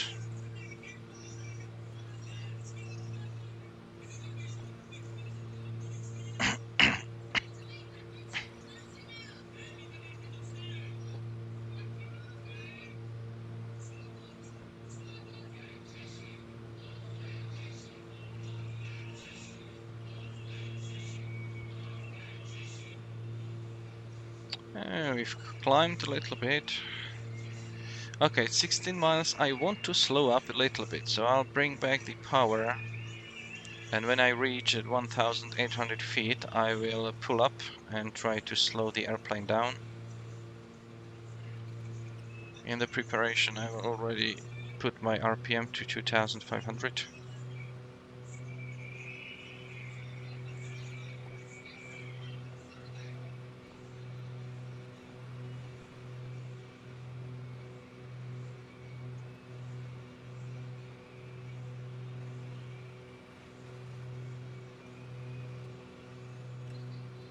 So coming up on 1,800, so let's pull up. Let's keep some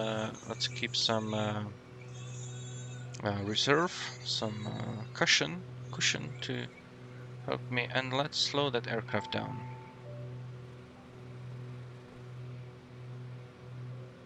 I want to fly slower this final approach.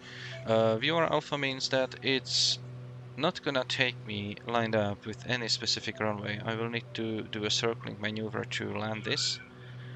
According to the forecast and METAR, I should use number 19er. Okay, I'm slowing down.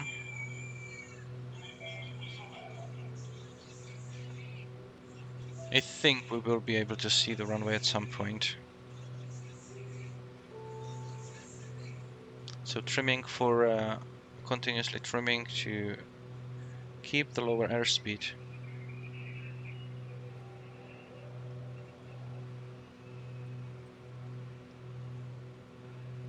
But we climbed a little bit, so I'll just let it drop eventually. Okay, 2000. So I will put in full mixtures.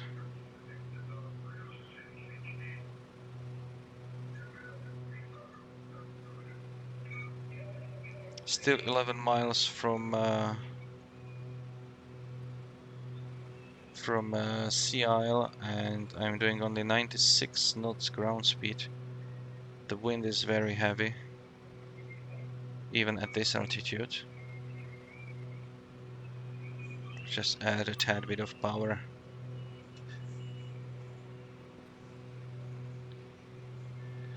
Okay, if I were doing 90 knots,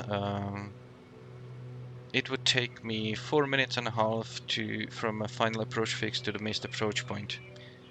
So when I cross that Sea Isle VOR, I need to start my timer and the descent to minimum descent altitude, and just time that. So because missed approach point is based on my timer solely. And I'm doing 100 knots, and I believe that's a good approach speed for me. So I will try to keep a ground speed of 100 knots, and that means that it's gonna take me not 4 minutes and 32 seconds, but approximately, let's see.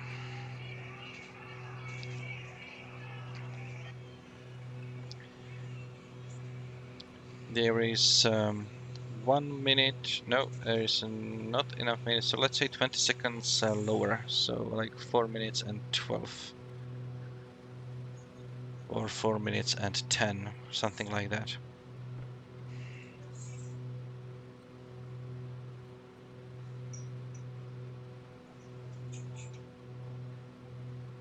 It's actually closer, yeah. Let's use 4 minutes and 10 for simplicity, and I will not be able to maintain the exact ground speed anyway.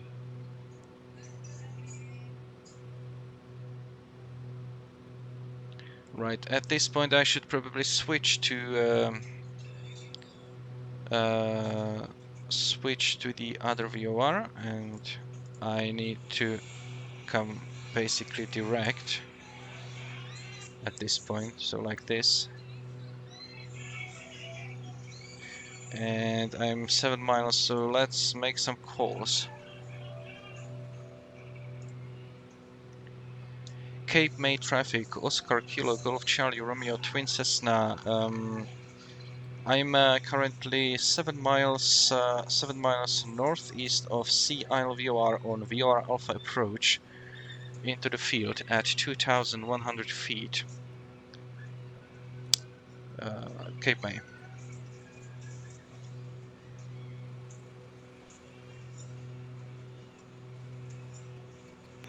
Cape May traffic, November 36 X-ray, type Beechcraft Bonanza, on the RNAV runway 19er, inbound Kagis, Cape May traffic.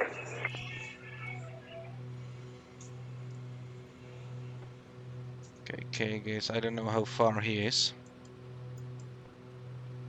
I guess we'll resolve it when coming closer. So 6 miles more left.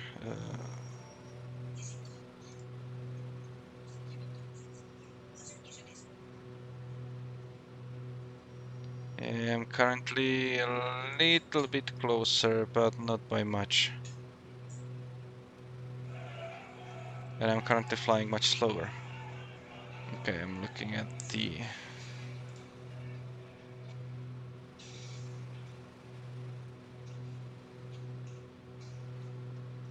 Well, if need be, I can hold at Sea Isle. Actually, why not? We'll practice holding.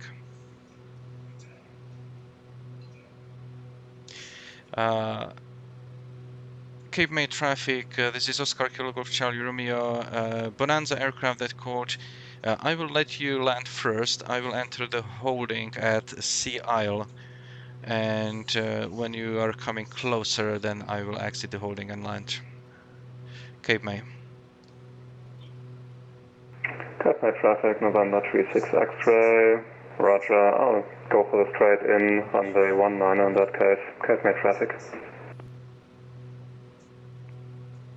Cape May traffic, Baron Charlie Golf Lima Whiskey X-ray, 10 miles northeast of the Seal Island VOR.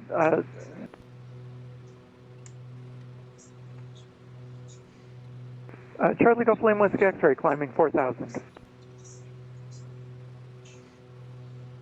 Okay, so even though I don't need, or I would not need to hold there, but I will get the traffic a little bit time. November 36 X-ray over Kagis 2500, inbound runway 19, Cape May traffic.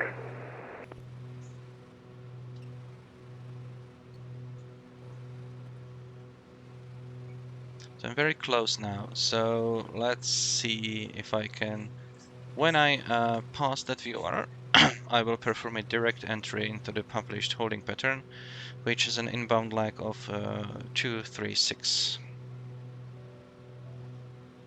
I'm very close, so the needle will be quite sensitive.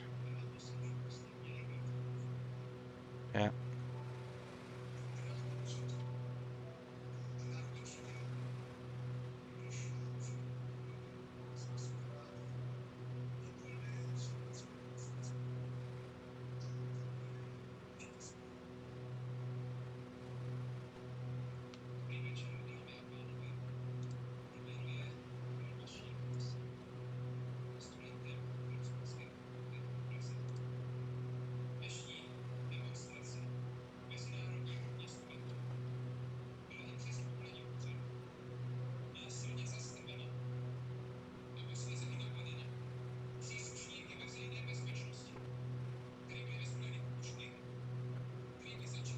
Any second now.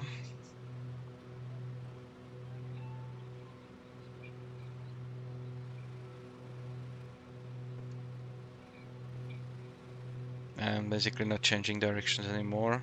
Doesn't make any sense.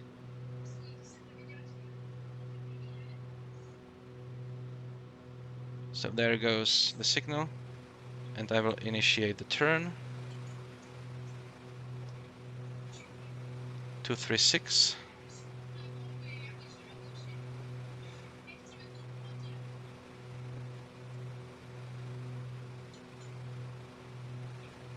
Cape May traffic, Oscar Kilo Golf Charlie Romeo holding over Sea Isle as published on the VOR Alpha approach at 1,800 feet. Cape May. Okay, that was too fast. So let's fix that. Cape May traffic, Baron Charlie Golf Lima Whiskey X-ray, 2 minutes out from Sea Isle VOR, joining hold at 4,000, Cape May. So now we passed the VOR, so I need to start the timer. The indication changed from to from. And let's fly this for 1 minute.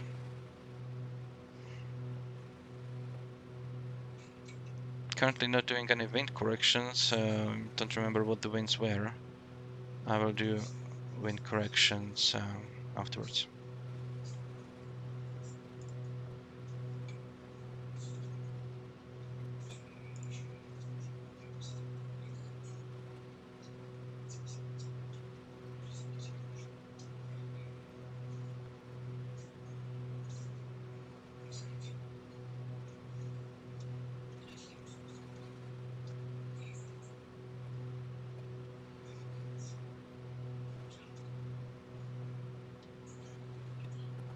Okay, I will stop the timer and start turn, reset it. Now I need to join that inbound course and time my lag.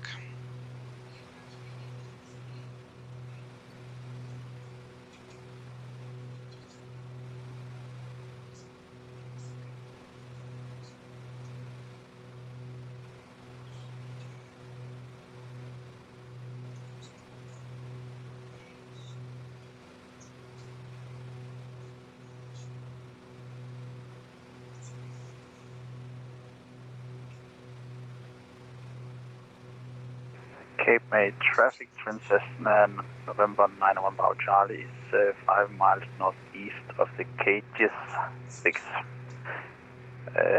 Looking for the localized approach for runway 19er, Cape May. Cape May traffic, Bonanza 36 X-ray, 4 mile final, runway 19er, Cape May.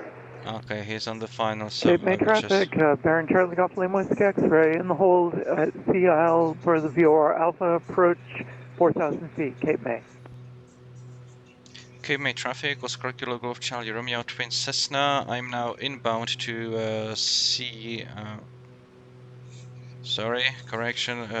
Isle VOR in the hold at 2,000 feet. I will exit the hold and continue the VOR Alpha approach now, Cape May. Okay, so I'll just start the timer just for the sake of it, but I will continue the approach now.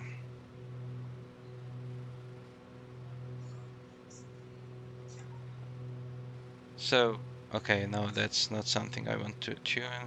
This one is. So when passing that, I will start my descent and time that, and it should take me those 4 minutes and something.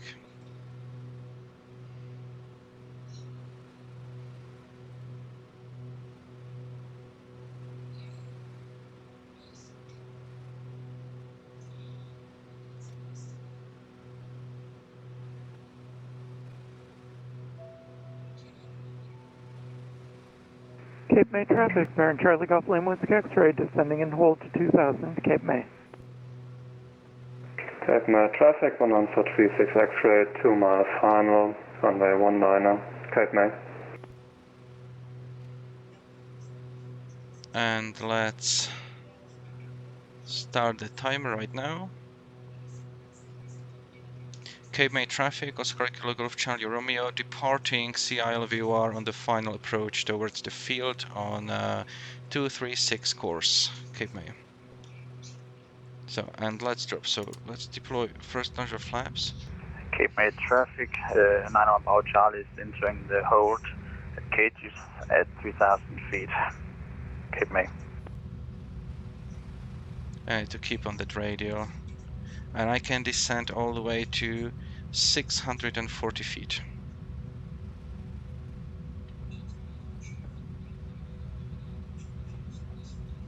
And I'm doing only 90 knots, so it's gonna be 4 minutes and a half. But I'm coming out of clouds. The sun is setting though.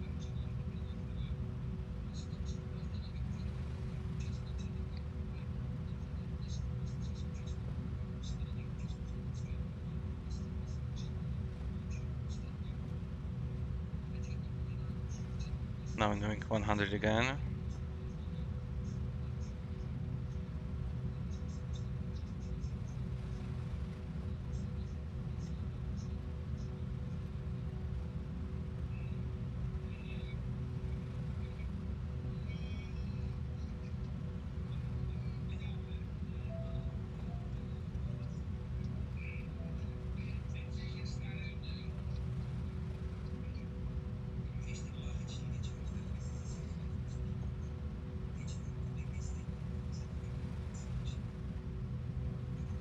Okay, 600, 400. Oh, I descended over, but we see the ground, so that's at least something. But let's correct that. Okay, like so.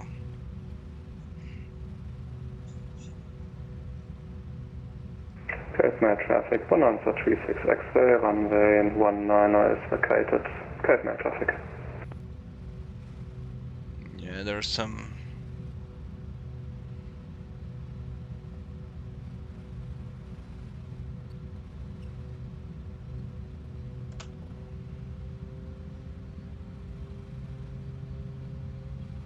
There's a field I should not be seeing, and the visibility is definitely not what it should be. It's not 10 miles visibility.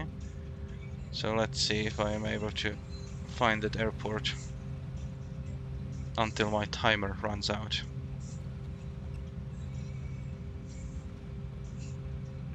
Cape May traffic, 19436 X-ray, taxi to south on ramp, Cape May.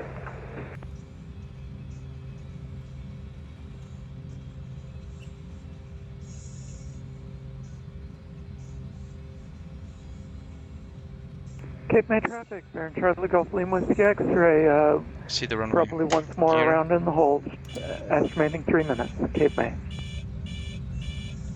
Cape May traffic, Oscar Kilo Golf Charlie Romeo, left base runway 19er to land, Cape May. Okay. Cape May traffic, 91 Bravo Charlie is 1 minute north of cages within the hold at 2,500. We'll exit the hold and continue on the localizer for runway 19er, Cape May. A little bit of slip might be needed. Cape May traffic, Oscar Kilo Golf Charlie Romeo, final runway 19er to land, Cape May. Seems...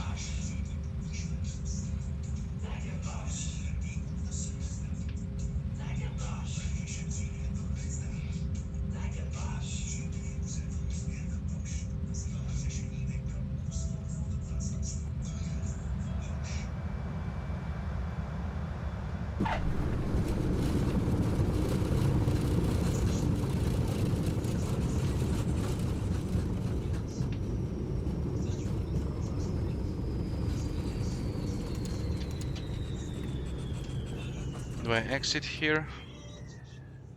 I think so. Let's exit. Now this is a runway. So just after the runway, yeah, there should be an exit point.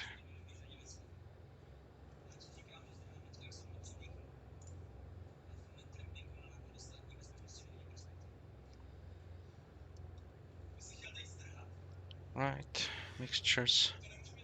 It's quite light already.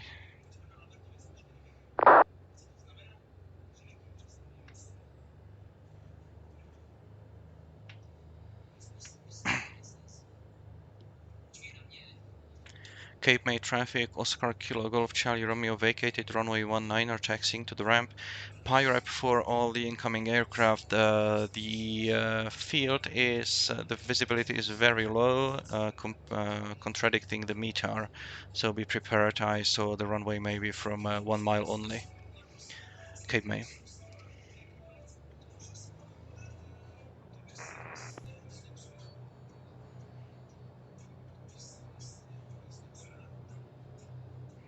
Okay, landing lights go off and taxi lights. Forgot to turn them off before. So let's taxi here.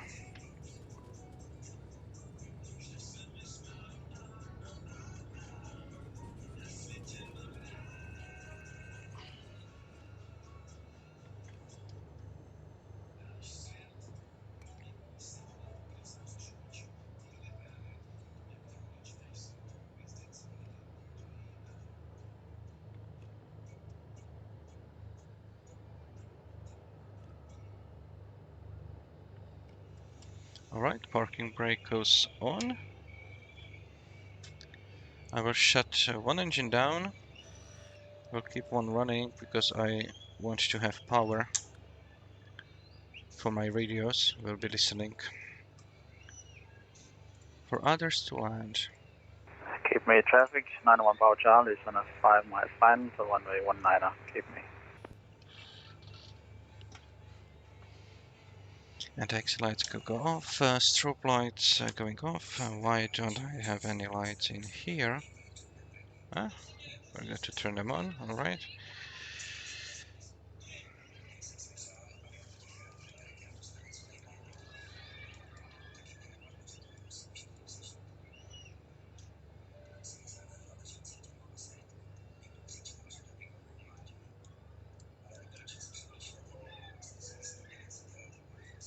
So that was an interesting flight. I believe that the weather is not really what it should be according to the METAR.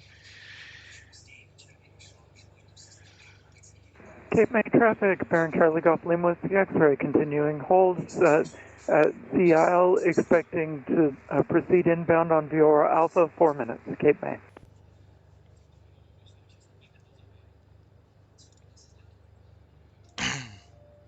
Right, so we entered one hold to accommodate the incoming traffic. What I'm doing here, okay, sorry, I need to turn off the heating, and then I want to stop my timer. I don't need it anymore. Fuel pumps can go off, both of them. Alternator to left engine is gone because that one is stopped. Nice. So I will still be sitting in here and listening for inbound aircraft. Feel free to watch with me. If you're departing, thank you for watching, and after everyone has landed, I will go back to the debriefing on our VATSTAR channel. Check the VATSTAR.com, VATSTAR.com, if you want to learn how to fly properly. Cape May traffic, 91 Bravo Charlie is on final for 19er, Cape May. And let me clarify that, how to fly properly online, not in real life.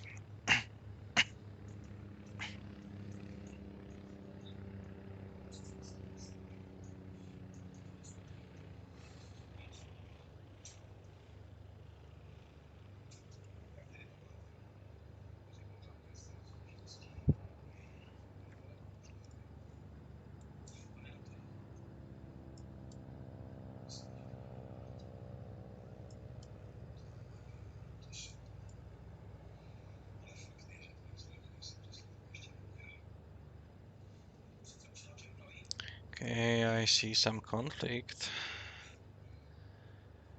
There are two aircraft. Okay, let me show you here. Not this one. There are two aircraft very close to each other.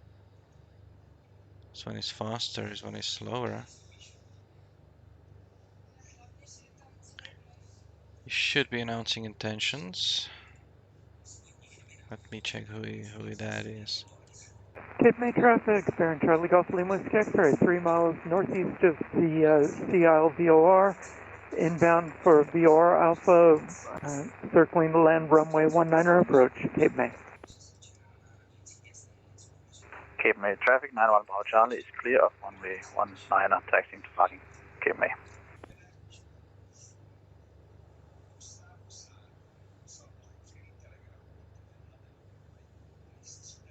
It's very close. Let's measure distance. Okay. In real life, that would never be allowed.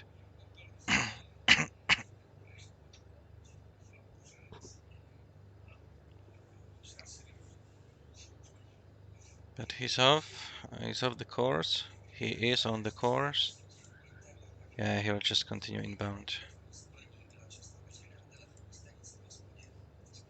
Right, let's check who else is flying. I believe that's gonna be it. So it's just two more aircraft to land. Let's watch for that Baron. Okay, until we can see them, let's watch for them here. What they are doing.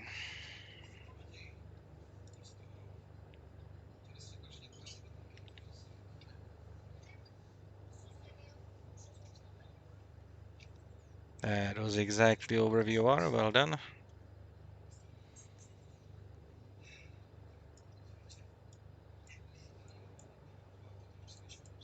Yeah, and you can see my route here, it's kind of not able to keep exactly the course, but winds were very high, so I blame them, and that's it. I was zigzagging all the time. Well, not all the time. This one I kept correctly.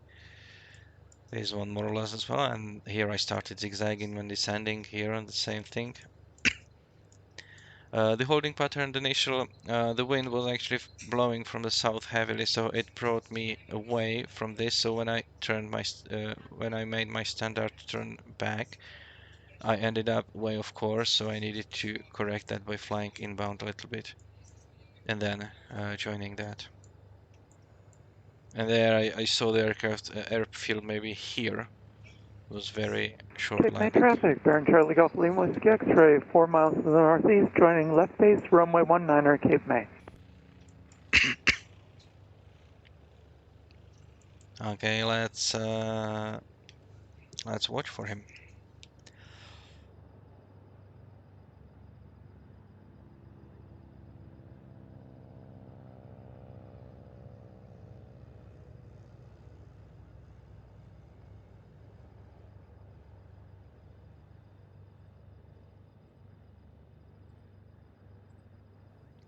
Let's see if I can watch for him from outside. I wonder what the aircraft will do if I step out.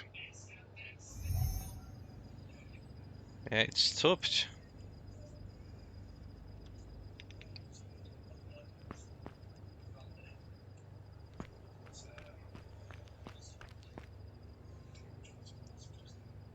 No, I don't want to move my mouse that much. Okay, there he is. See what happens when I step back in. Hey, it's running, okay.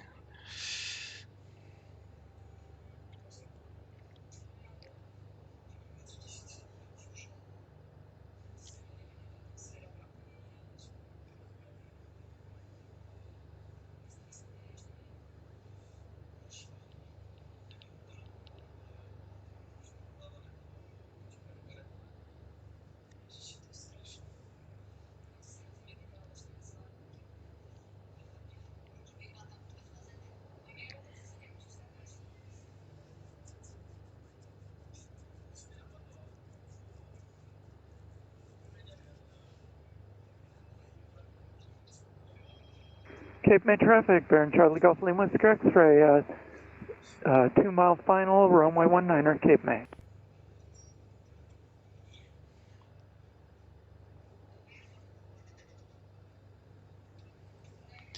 Okay, I don't hear anything.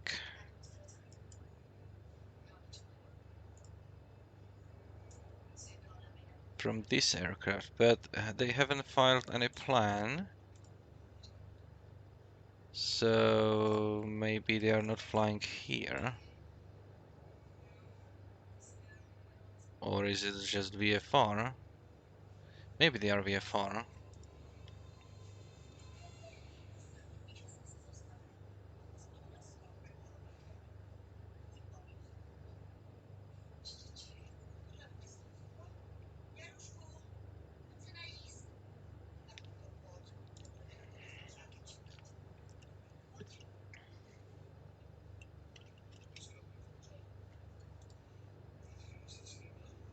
Okay, there he goes.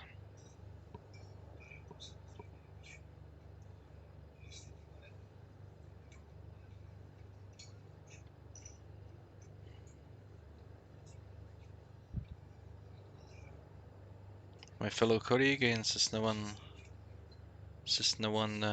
Sorry, not Cessna 1, Cessna 3. I think this is the first time nobody has talked on Discord during the flight. At least I didn't hear anybody talk.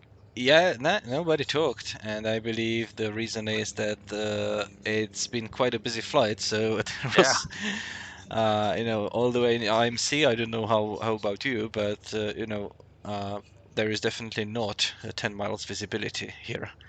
Yeah. It's a atmosphere of concentration. Yeah.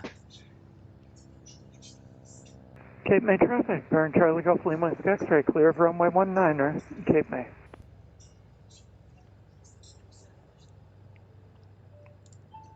Alright, I'm ending the stream right about now. Thank you for watching, and I'll going back to Discord channel for a debrief. Until next time.